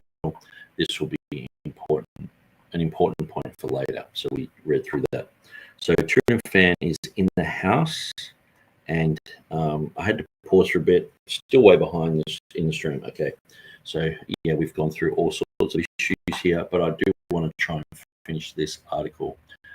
And also, I guess, TurretinFan, if you are listening, I think it would be an interesting debate about Jerome, but I think you mentioned it would be good to have a debate. Does Jerome mention anything positive about the comma? I guess the thing is, positive, that could be seen as something that's subjective.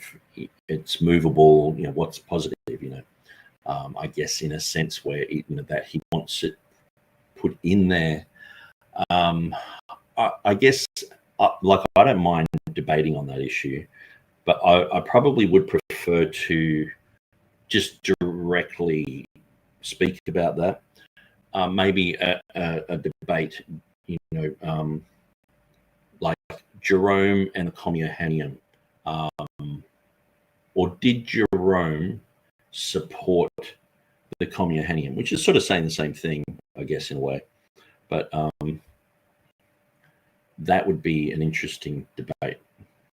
And I guess, too, one of the things is with 1 John 5:7 material, what I find is, let's say the debate between James Snap Jr., Mike Holner, and Mike Ferrando, they were bringing up so many slides and everything that, I went through a lot of that and paused it and explained it and all the rest of it. But sometimes it's good just to talk about one specific thing, and it might actually be beneficial for everyone if we go through some of those issues without bringing up, obviously we will bring up a whole bunch of other stuff, but it's like without bringing up as a major theme the grammatical issues, or as a major theme all the manuscript evidence, or as a major theme, someone Babiniotis quoting it, or agreeing with it, or Bryannius mentioning it in 1400s, or Erasmus, and that would be a good thing to do, is perhaps do a debate on the whole thing with Jerome and the Communianium, but then maybe move to Erasmus and the Communianium, and then maybe move to these type of other issues that are brought up. So yeah, I'm open to that. Maybe we can organize to do something a little later on around Christmas time, or whenever you're available.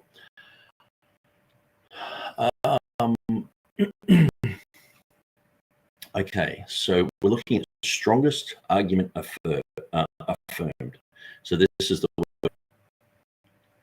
Now, Stephen Avery has said that Pappus actually doesn't really deal with the issue the same way as someone like Eugenius Vulgaris does. Or, because what happened, Eugenius Vulgaris did what he did in 1780.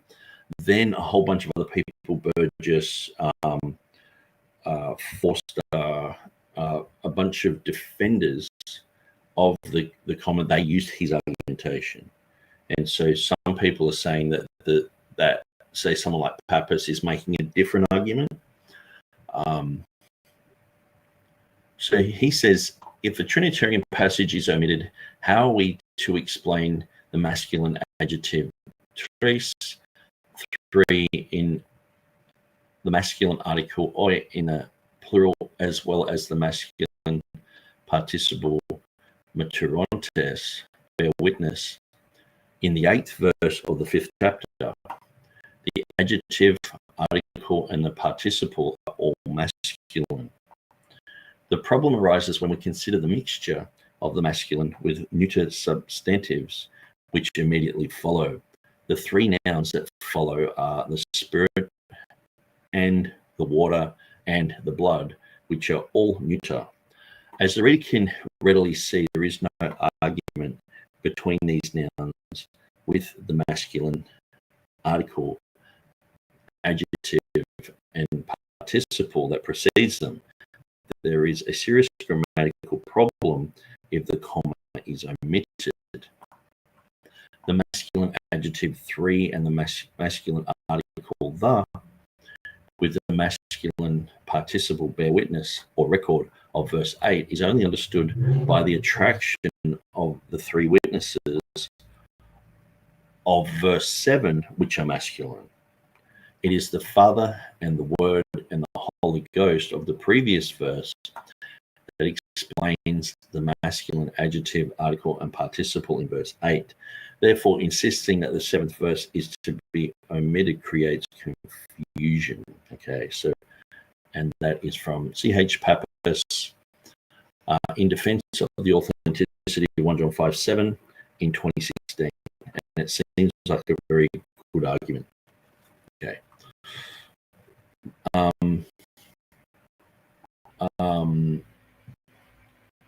Including the comma helps the grammatical issues. So that he's saying that this is something that James White and Stephen Boyce earlier were saying there's no issue. You know, it does not totally resolve them. Among the heavenly witnesses, one of the 3 is neuter, the Holy Spirit, and the earthly witness 3, and the ones bearing witness in the masculine. The problem is has not been averted; it has only been avoided for later. Okay, so let me read that again. The Textus Receptus rendering of verse 8 also has 3, and the ones bearing witness in the masculine. The problem has not been averted; it has only been avoided for later. Well, Holy Spirit is usually neuter. Anyway, let's just get reading. Headed it off at the pass. They both account for the same grammatical tension in verse 8 that they avoided by including the comma with a notion they called attraction.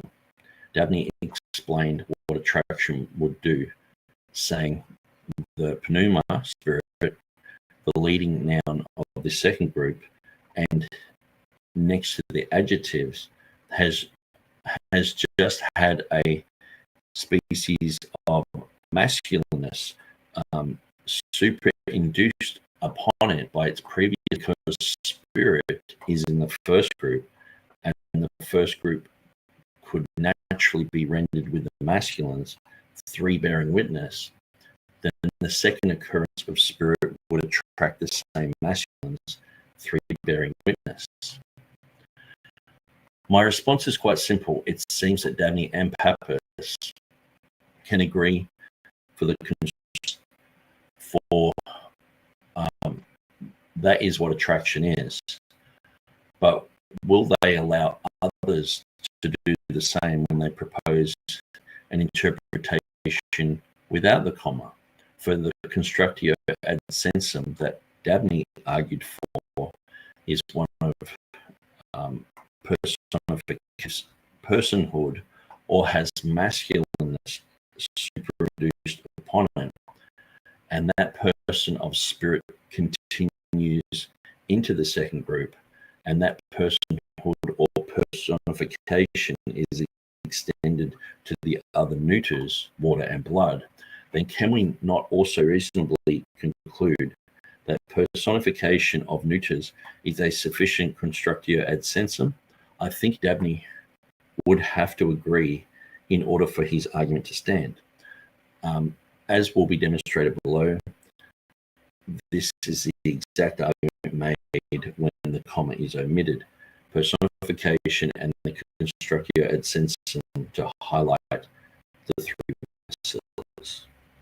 Says that he's answering this issue. Strongest argument answered. So what do I say about that? Well, Dabney and Pappus,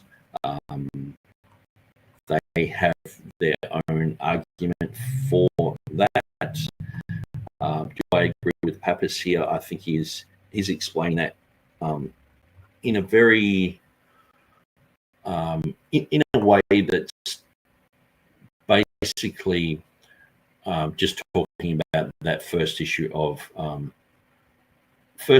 attraction, the mismatched genders.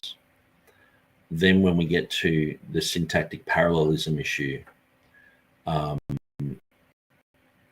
that's where there is, I guess he's sort of creating his own type of overriding grammatical rule and calling it sort of like attraction. So yeah, I'll have to look into that and think about that. Okay. So strongest argument answered. The answer to this dilemma is simple enough. The text without the comma is speaking metaphorically, personifying water and blood as witnesses along with the spirit. Cooley commented on the use of the masculine words in the same way. The writer chooses a masculine form of both the participle and the numerical, even though the ultimate referents are all neuter, to pneuma K, to Uda K, to Aimer. Perhaps as witnesses, okay, so that comes from Martin M. Cooley in 2004 in first, second, and third John Handbook on the Greek text. Okay. If we allow for the constructio ad sensum for verse 8, when we include the comma, then by the same allow a personification of verse 8 without the comma, thus accounting for the masculine words.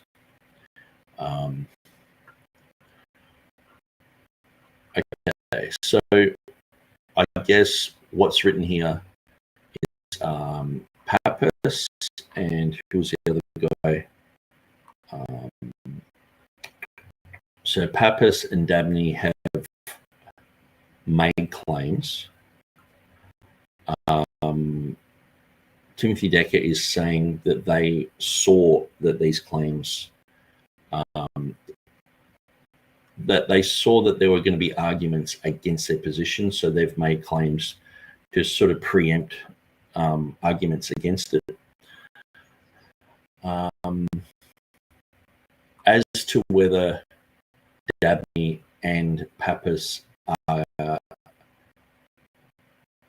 100% correct in this issue, I'm not really that sure.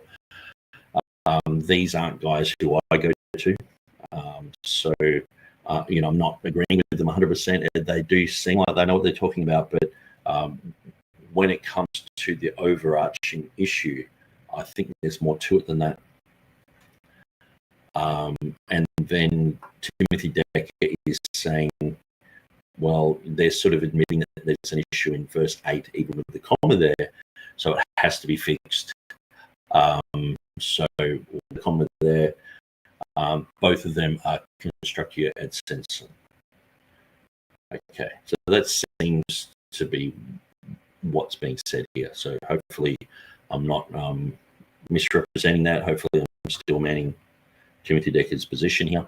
The idea of personification is strengthened when comparing verse 6's notion of witness to that of verse 8. In verse 6a, Jesus came by water and blood. And so this is one of the things too that I think it was my last video, or it was in one of the previous videos, I was talking about the Spirit, the water, and the blood, and I just blurted out something like, "Oh, that means when Jesus died on the cross."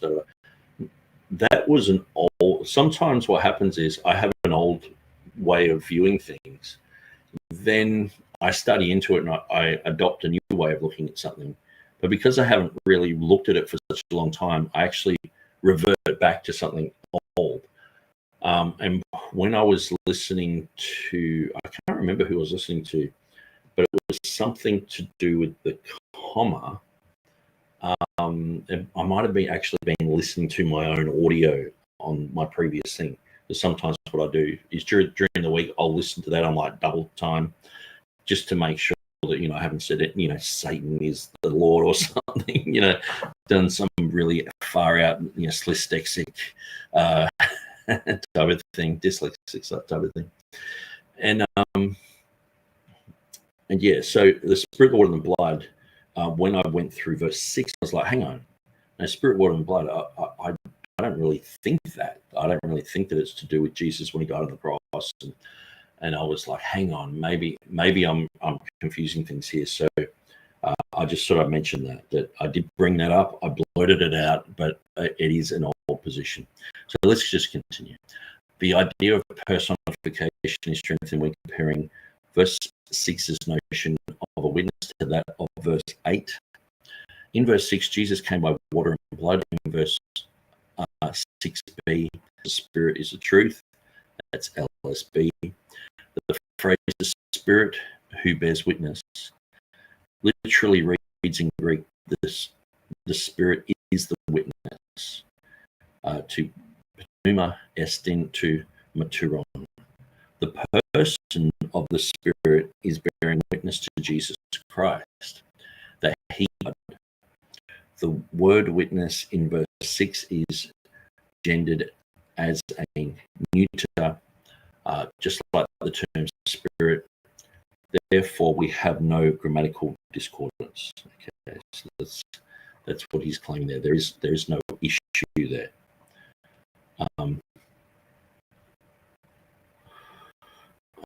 Okay, so what's he actually saying here? So he's saying it goes back to verse 6, the notion of a witness, confirmed by the Spirit of God. It is the Spirit who bears witness because the Spirit is truth. The phrase "the Spirit who bears witness" literally reads in Greek, the Spirit is the witness.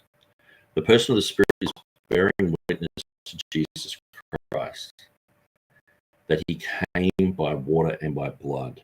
The witness in verse 6 is gendered just as neuter,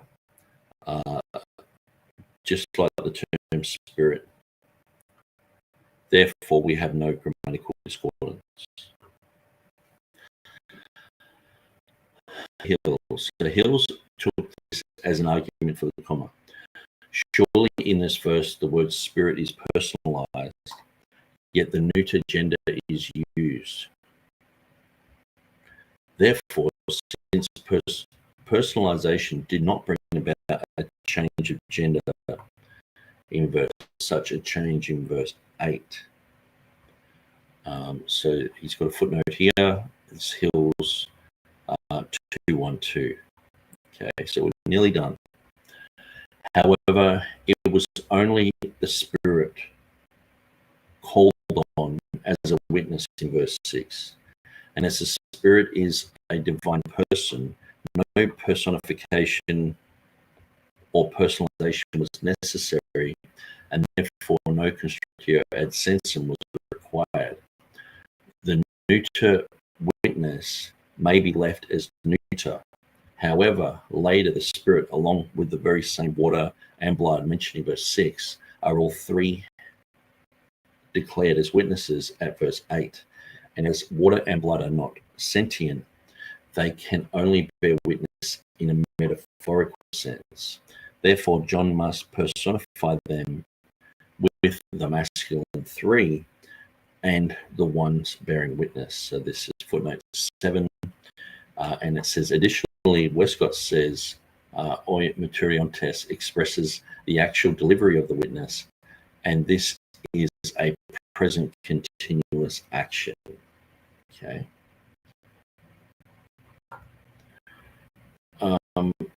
He would have to alter the Spirit's witness from neuter in verse 6 to masculine in verse 8 in order to extend the personification to the water and blood, thus making it obvious this is a textual case of constructio ad sensum, and it is a very natural way to read 1 John 5, 7-8 when excluding the comma. Okay, so this is his argument against Hill.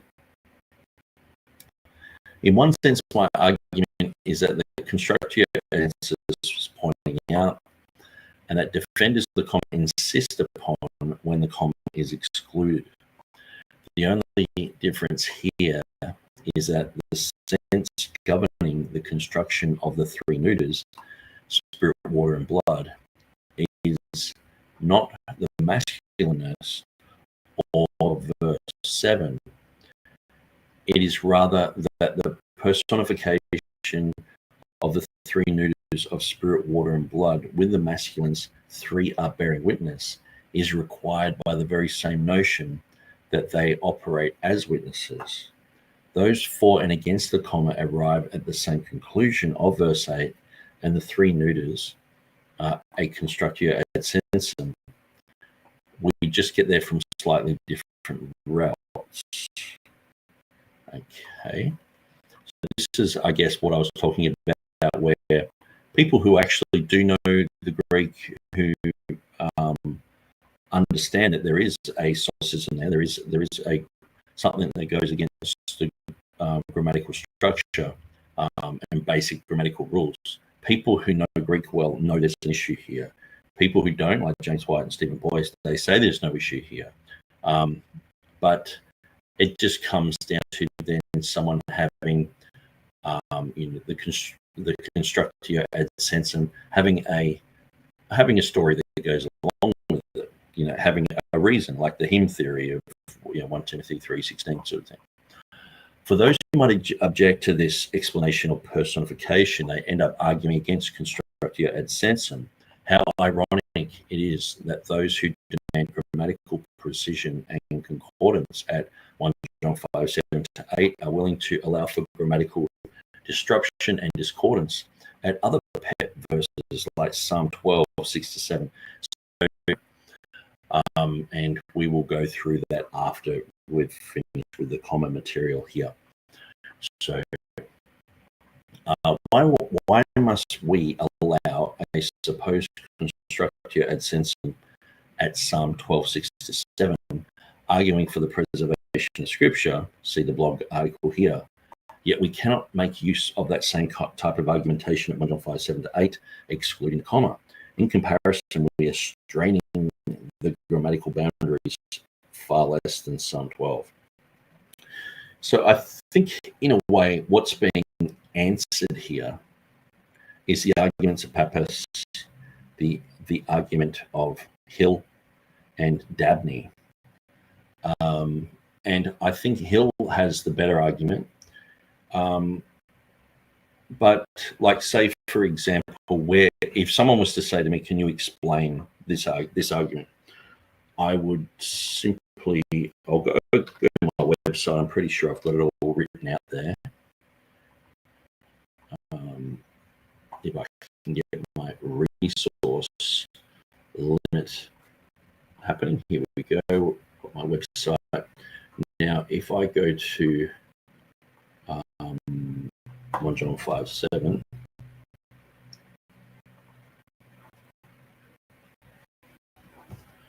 and I go to index,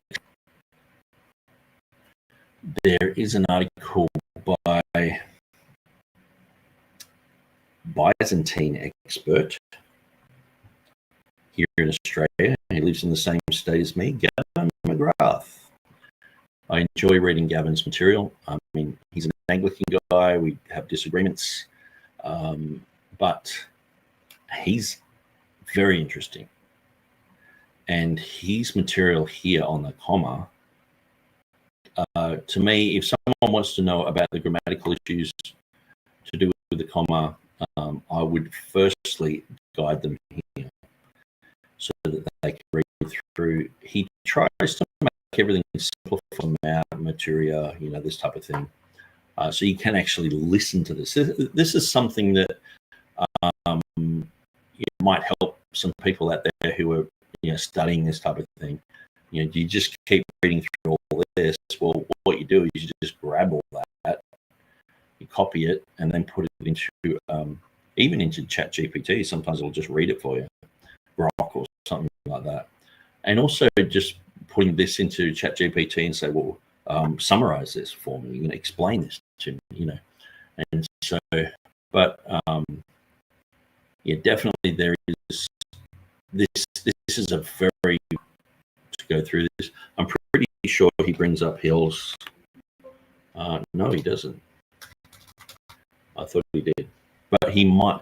This is part of a PDF that's probably like 200 to 300 pages long, so you might actually bring up people beforehand, and this is the main bit that I wanted to bring across. So anyway, I just sort of bring that up. So conclusion, short of reading, excluding the comma, is not grammatically wrong, for it is also used in the Textus Receptus for verse 8, earthly witnesses. So he's saying that even if you have the comma in there, there's an error. And I'm like, no, I'm not seeing it at all. And, you know, this was not an issue brought up by Eugenius Vulgaris, Georgios Babiniotis. They didn't bring this up at all, you know. So I think it is brought up by some people, and I've just got to double check all that. But it does seem like we're arguing points that seem to be on the outer. It's not the main issue, you know. So so we have so this is where, you know, we had this conversation on Facebook. We have similar methods from John himself, who would break grammatical rules and use unconventional stylings, for example, Revelation 1:4. It really comes down to this: are we relying on so much manuscript data? And this is exactly what James Snap Jr. said, Barry Hofstadter. They were like, who's Georgios Babiniotis? What does he know? Does he know about the manuscript data? And pretty much everyone I've ever shown, you know, the material Georgios Babiniotis, who's on the critical text side, says this. Does he know about the manuscript data? So what they're actually saying here is the manuscript data issue just overrides everything. So it doesn't really matter if you get people, world-class people. Yeah, even the comments of Eugenius Vulgaris were just gold standard. But then because Hofstadter was, oh no, what about this? What about that? And so there's been, you know, Stephen Avery makes lots of really good arguments against all the scriptures that he brought up, and shows that then he's showing places where there is no issue, like the comma, you know. And so I sort of thought, well, maybe we can go to someone else, Georgios Babiniotis, leading expert. Let's go to him. But it's still just seen as like, no. What would these guys know, sort of thing? And do these guys know the data? Do they know the manuscript evidence? You know, sort of thing. So really, what we're seeing is this causes the presupposition. But clearly, Jerome said unfaithful scribes are taking this out. Are we willing to overturn so much manuscript data and external evidence based on this one strange grammatical rendering, which a reasonable answer can be offered? So it might be an answer. I don't think it is a definitive answer. is the internal evidence for the comma that strong to undo 500? Saying here is you got to weigh this up, okay? Because the thing is, we know the concept of Dan Wallace, in order to make a more perfect onion, and we know that could override 500 manuscripts. You know what I mean? It's like you can see when you see an error like that, you're like, yeah, it's an error. And so I guess if someone just had a whole bunch of newspaper articles that said in order to form a more perfect onion, it's like, well, it all comes from that era. They all say onion. That must be what it says. And so just change it to onion, even though it makes no sense. And this is the thing. He's saying, is the internal evidence for the comma that strong to undo the 500 Greek manuscripts? So we've already, he in his mind is thinking we've already won that battle on the manuscript evidence thing. So they're desperately trying to have this other argument. But when you weigh that up, you should go with the manuscripts, and it's like, well, what about homoiouteton? So this is the problem with majority text people, and Byzantine priority people, that oftentimes people who know the Latin, they know the Greek, they know the early church writers, they're saturated and in this material, and this is their life. They've given themselves to this type of stuff, like Erasmus, Stephanus, Beza, King James guys. So when they're reading through a document, they can spot homoiouteton. Just like if you are an expert in the English language, if you're like, just say you were one of the main people at Cambridge University and people were submitting documents to you all the time to do their PhD or whatever, and you just saw, hang on, they've misquoted that, or hang on, that's an error in the language, or hang on, that's not spelt correctly, or they spot that stuff, 1,000 times more than we do, because they're fluent in that type of material. Someone like Erasmus, Stephanus, Beza, etc., they were fluent in these type of things, so they can spot an error. They can spot where there's homoiouteton. And so what I see is these guys have made choices and said, hang on, these manuscripts are going in this direction, but clearly this is the true reading. And they've spotted homoiouteton, they've fixed it. But then all these other people later on who don't know Latin, don't know Greek, don't know the early church writers, and are just like, hey, I'm doing a little project on the side here, and I've got this and that. I'm not saying this about Timothy or anyone. I'm just saying that people aren't really like, if someone was like Erasmus, that I could go, hey, this guy's like Erasmus or Stephanus or Beza, I'd point to them, but there's just no one like that around. People who are of way lesser caliber, including myself, we're looking at this stuff going, oh no, it shouldn't say. Where's the manuscript evidence for this? Where's the manuscripts? There's 300 that have it and 5 that don't, sort of thing. It's like, hey, we're talking about homoiouteton here, so this is something that could have been an error early, and it's been copied into a whole bunch of things. And oftentimes it's just to do with one little thing, like a little letter here and there, or sometimes it might have a phonetic similarity, like theos and weos. I think that could be the issue in John 1:18, but then again, it is a Gnostic type of reading, so I think maybe it was put in there purposely. But so this is the thing, when it's majority text, when you show where there's homoiouteton,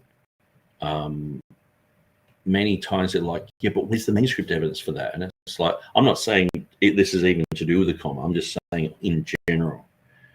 And so, like, say, Erasmus, he said he saw homoiouteton in Greek manuscripts. How can he do that if the last 6 verses are missing? It's like, whatever. But he saw homoiouteton in Revelation 22:19, and he said he clearly spotted that in the Greek manuscripts, plural. And so he fixed it. Okay. Now, he's amended that and fixed that. And so the issue of Tree of Life or Book of Life, you know, that has been amended. So when people are like, okay, where's the reading of Book of Life? Now, it is there. It's in Latin. It's in commentaries. It is in some Greek manuscripts, but it's slim. And so people go, it's not a majority reading, therefore it's not the correct reading. And it's like, he clearly said he spotted homoiouton there. Now, if you had the same skills as someone like that, you could probably critique him and say, hey, no, you didn't see homoiouton. How can someone say that he didn't see that? You know, how can someone say he's not amending the text properly when they actually don't have that ability to do that? It's like someone who's an absolute expert, like on a truck engine, and they go up. Like there's a guy locally here who used to go up to engines with a glass and just listen to it and go, yeah, the third piston is making this type of noise, and he pulled the engine apart, put it all back together, and it was fixed. And a brilliant guy. You know, this is a guy who drive around in water cars and cars on chip oil and all sorts of things until the government shut it down. That's another story. But you know, water cars and things like that, pretty amazing. But he can do things that are outside of the norm because he's such an expert on it. But even spotting homoiouton is not outside of the norm. It's just when you're an expert at something, you can spot those things. And so I just don't know. Like the people are pointing to James White as an expert, and I just look at it and go, look, I don't hate James White. It's just that people have put him on such a pedestal. It's like with Wes Huff, you're the guru, and you listen to him, it's like, oh, actually, he's not, and he's sort of on a level of 1 to 100. When he's talking about bibliology, it's like he's like 20%. I know people just on Facebook who are 100 times better than what he's saying, but he's just become popular. That's all. And so, yeah, if he's on your team, you want to barrack for him, you know what I mean? But you still got to be honest and just say, well, he's not, he's said some things that are just wrong. You know? But anyway, we're nearly finished. We've got one more line. Is the internal evidence for the comma that strong to undo over 500 plus Latin? Why doesn't he say 95% of the Latin? Except for some Latin. Okay, and he's like, all the versions. Well, there are some versions that have remnants of the comma, and that's important, and it needs to be discussed, but that's for another time. 95% of the Latin. And he says, and much of the church fathers. Yeah, well, there's plenty that the church fathers didn't talk about. But there's plenty that the church fathers did talk about, and we can see that the church writers spoke about the claims to me that this kind of special pleading for the comma works against the notion of providential preservation. So the conclusion is, okay, so at the end, the majority reading is not grammatically wrong. So he's saying there's no solecism. So he's explained what. So he's at the beginning, he's admitting there's a solecism. I'm like, finally, someone who is just being honest with the text. There is a solecism there. It's pointed out by people who can, who are Greek scholars. They point that out. But then at the end, he's like, there's no problem, and it's like, okay. We have similar methods, and he's talking about Revelation 1:4. So I brought that up in a conversation on Facebook. It really comes down to this: are we willing to overturn the manuscript data and external evidence? So the real issue is not this isn't really even an argument for the grammar. It's just saying, look, external evidence overrides anything. So it doesn't matter. Look, you could get in a time machine and you could get John himself to come into this time with, people who maybe helped him write the letters. Maybe he wrote it himself. Maybe he had amanuensis, a secretary helping him or whatever. just get that group of people, bring them all along, and we're like, okay, John, the Johannine, this is the manuscripts they got today. Here's the reading that we think it should be, and it's slim in some of the manuscripts. What are your thoughts? We put the mic there, and then someone just grabs the mic and says, no, look, it doesn't appear in 500 plus Greek manuscripts, and so we don't really care what's being said here. We're not here to make grammatical decisions. Okay, pack it up, let's go. And that's what I find happens every time someone brings up the grammatical issue. Is, well, but look over here, which is not an argument against it. And critical text people who are watching this, they are saying the last 12 verses of Mark are overridden by internal evidence, this type of thing. And so they know and understand these issues. A lot of the time when they have to defend their readings, when they're on the back foot, and 99.99% of all them readings go in one way, and they're going with Vaticanus or Sinaiticus. I mean, even at John chapter 5, verse 3 and 4, Vaticanus and Sinaiticus,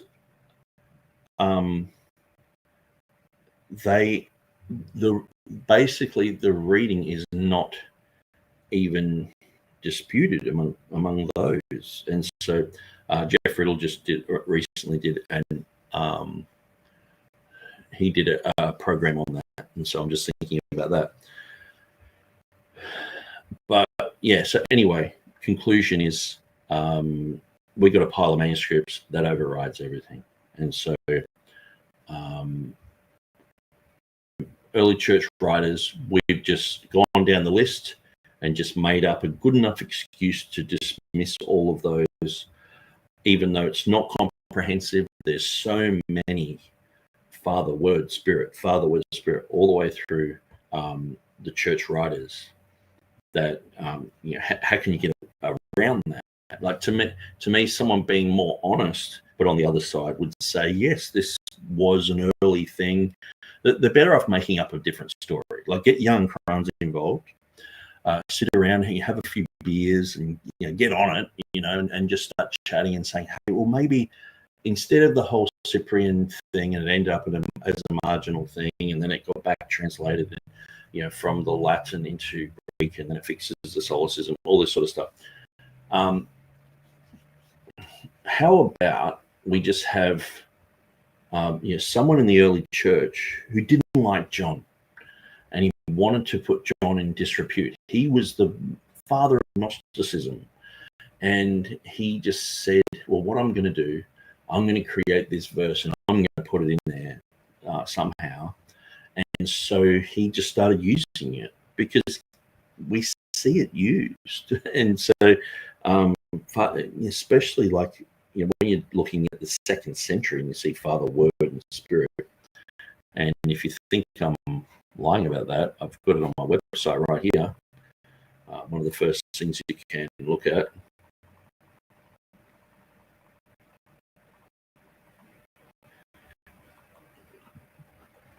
The Acts of John, 150 to the Holy Ghost. Father, Word, I mean, it's the 2nd century. You know what I mean?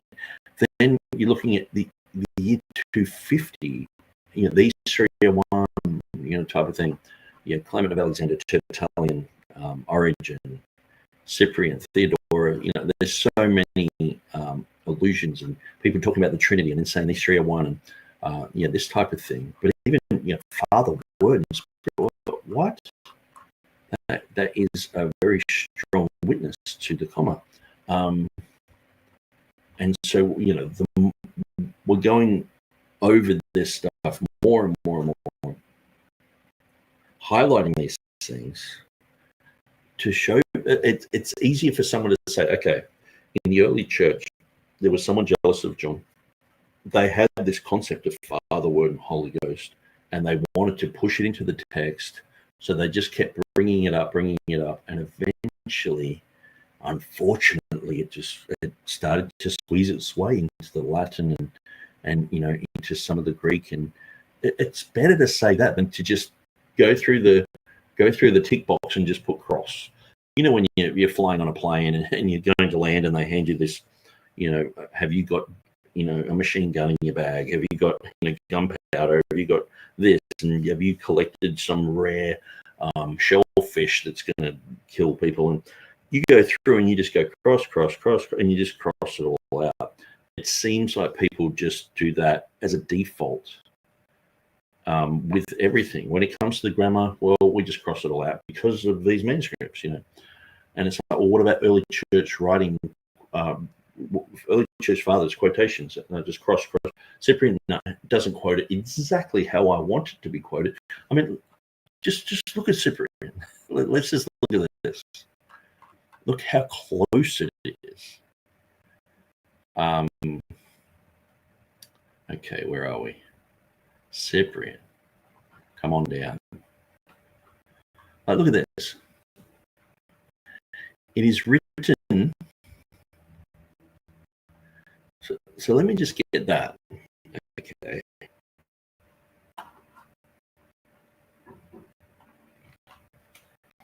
And then I'll get 1 John 5:7 as it is in Beza's text.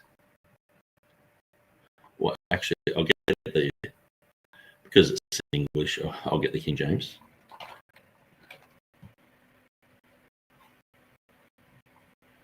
Okay, so just look at this.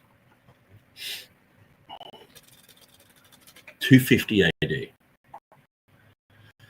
Okay, so it is written of.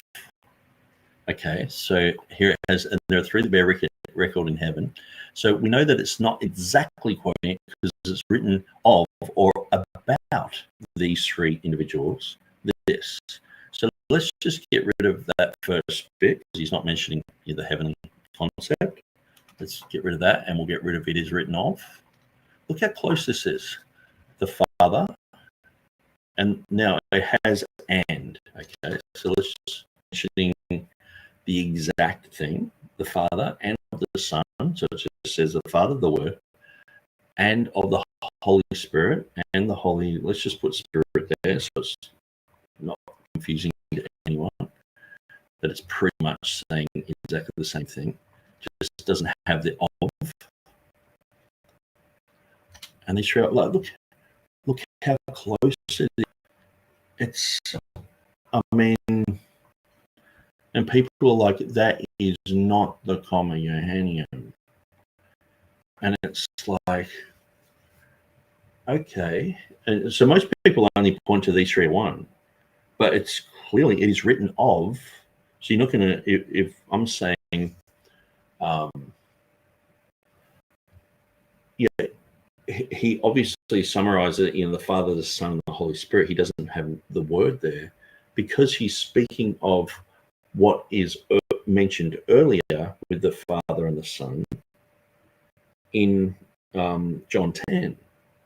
So it's written of these guys. It's written again of these guys. This. And it's pretty much the communion except for the word there. But he explains why he's not specifically. You would put that son, that reference son there. So let's have a quick look at that. He says, the Lord says, I and the Father are one. And again, it is written of the Father and of the Son and the Holy Spirit, and these 3 are one. I mean,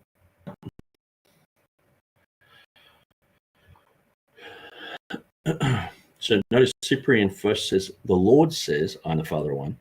And again, obviously making the claim that the Bible verse quoted again had as much weight as the first quotation.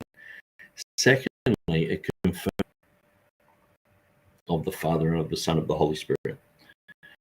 The obvious conclusion is that Cyprian is quoting from Scripture and believes the comma to have the same authority as John's earlier quotation in his Gospel.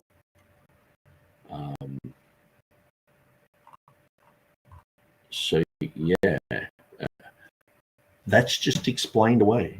To me, like I've always focused in on these 3:1, and people are like, oh no, well that's just verse 8 and da da da, and it's like this is a spiritual type of thing squeezed into verse 8, and so obviously you have to have a mindset of the slimness of manuscript evidence, with the vast majority of those manuscripts are later Byzantine manuscripts. Okay, so what did they have here in this time? How would have people in the age of Cyprian seen this? And how come later on interpreters say he's quoting the Communion and saying the Father, the Word, and the Spirit, like in the year 700? They're looking back at this and reading that. So anyway, I've gone for 4 hours. So maybe some of you guys who have stuck through to the end, maybe not in the chat, but in the comments, if you could just write if the audio was like fixed, if it got fixed, or if it was still bad all the way through. I'll listen to it anyway. And so, but it seems like I might have to do some maybe rewiring or get a mic. I've got my golden microphone. Was it Chris System? He's called Golden Mouth. But apart from that, I think that's all that needs to be said on this issue. Now, let me just make sure I'm not just rushing off, because we've gone for 4 hours. We don't want to leave anything undone. So we are continually going through article number 2, looking at these marginal. We went through number 4 last time, and the whole concept of parallelism and Hebrew poetry is something that I've really gotten much into, but some of these things were claimed to be the main issues. This covers what one will mostly encounter. Okay, so then we get to this article number 5, and it seems that we are going through these issues of the grammar, but I would probably, if I was going to do a study on the grammatical issues, I would go through Gavin Grass material. I would look at what Stephen Avery is saying. I would look at what Eugenius Vulgaris is saying, and probably people like Burgess, Foster, some of those older guys and what they're saying, rather than just some of the newer guys. I mean, in George Babaniotis, when he wrote to me, he was just like, yeah, well, that's very basic, that those issues of the mismatched genders are very clear, but he's saying there is this syntactic parallelism which didn't get answered in this article number 4, but it does seem like Timothy Decker is saying that this has been answered, but to me it has not been answered. But I will go through this more and more.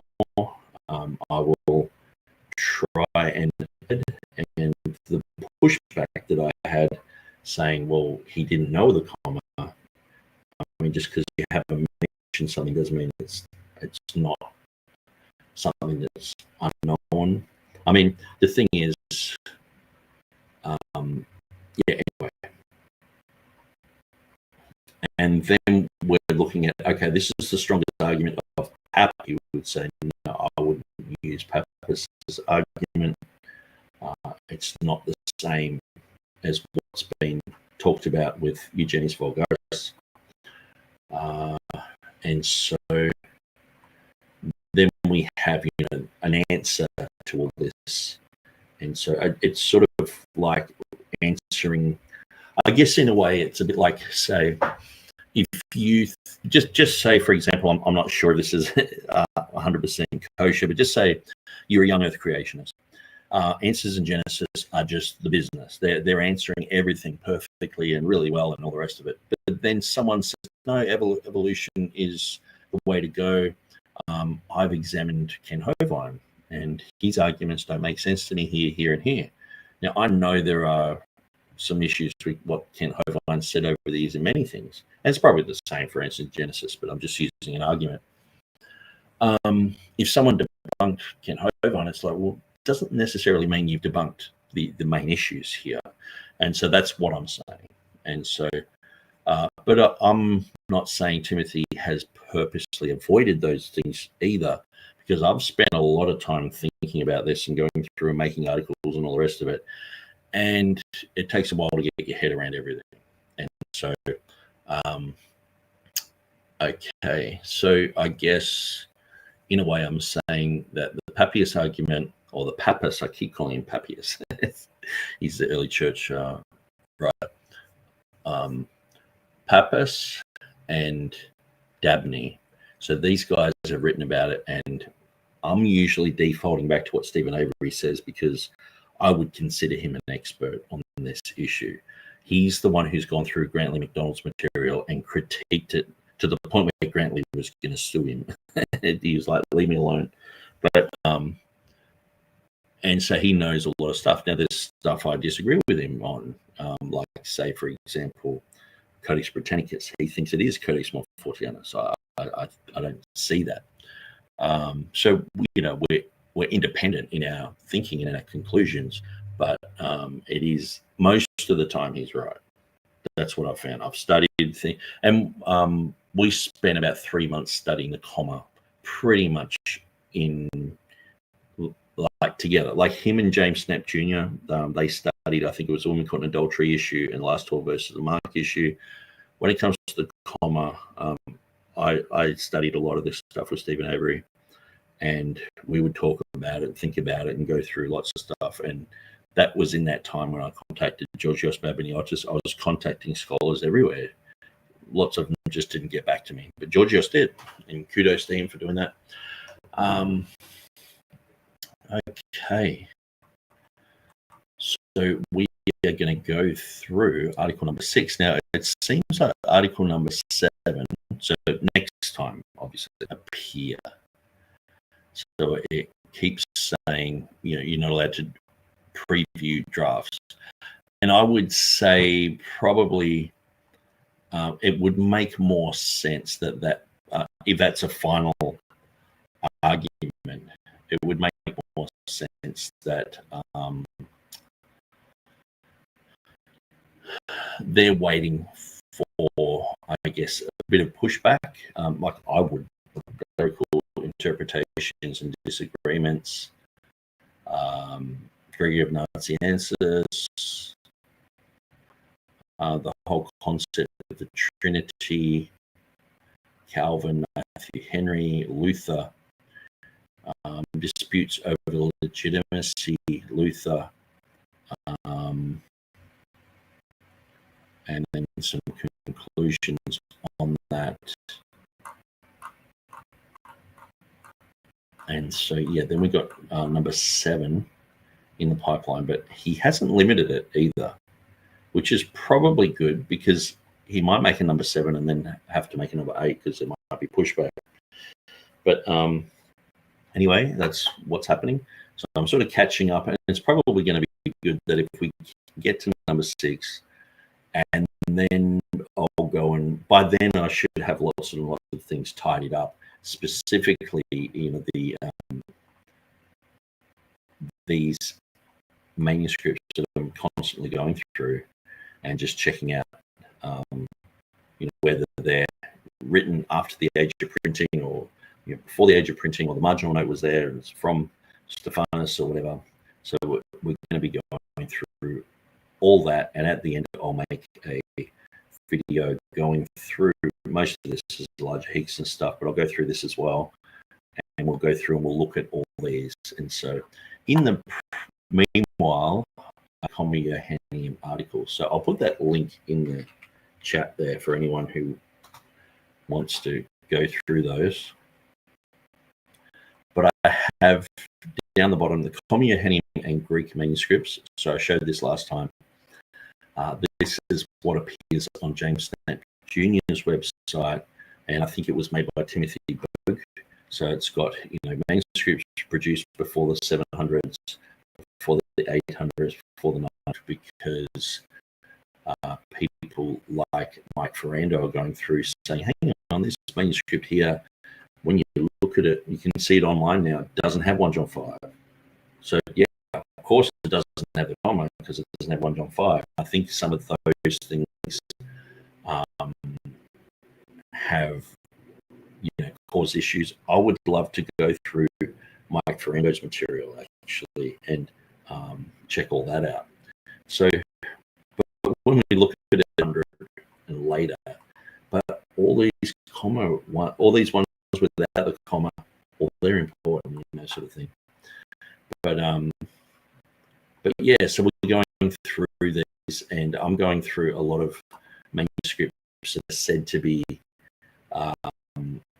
not really representations of the comma, and really proving that they are representations. What else? Yeah, so that was another thing. Johannine comma and Latin manuscripts. So obviously, I don't have that page set up yet, but I'm going to start putting in, just like we got the Greek all written out here, I'm going to put in all the Latin manuscripts. So I guess maybe Michael Maynard might be the last guy to really talk about all that. I know some people have gone into the Johannine and Latin manuscripts and made huge lists. So I guess I'm going to have to put the whole list here and what's been mentioned, what's been debunked, and all sorts of things. And so if anyone wants to help, I mean, there's so much, you know, claim to include the comma is this, and these ones in the margin. And so obviously, even those first 3 I've gone through already, this one in the margin I've just gone through, but I still want to study a little bit more on it. So we've got basically these ones to go. And 635 I translated the other day, so that has to be put in there as well, but they're not mentioning it here. So it was something, and there are also a lot of manuscripts that are just being excluded. People have just said, no, this is a copy of Erasmus, and so they're just you see the manuscript was used for a long time, from the time of Whetstone all the way through up to like Westcott and Hort's day. Then it's like, oh no, this is a copy of the Complutensian Polyglot. It's a copy of a printed text, where before that it was seen as a source document for the Complutensian Polyglot. So it's like, who's making these claims? And is it just some Unitarian somewhere who just doesn't want the comma in there? So he's like, oh, we can just say it's, you know, it's a back translation from a printed text. Let's just throw it under the rug, and then it's just under the rug for 100 years. No one focuses on it. We just assume these guys know what they're doing. So that's why, you know, Codex Ravianus. I want to study that. I want to find it. I want to dig it up and go, hang on, what about this? And even just contacting the museums and libraries that have these documents, you know, maybe they can just take a photo of the page and send it to me. That would be really cool. Anyway, I'm going to leave, and so God bless you guys. Have a great weekend that's coming up, and that's about it. So probably tomorrow I'll do another video on the Ankerberg thing. I don't think I have anything else lined up. I was going to touch on the marginal note thing with TurretinFan's blog, but I think I'll save that for a little bit longer. And because I've already done like 3 videos on it back in my Facebook days on Timothy Berg's marginal notes. And so that was a place where TurretinFan linked to sort of go, well, you should look here. I've already actually gone through this quite a lot. Bryan Ross, I actually said Thomas Ross last time when I was mentioning this, but Bryan Ross, he had contacted me and said, what have you done on the marginal notes? And I sent him those videos.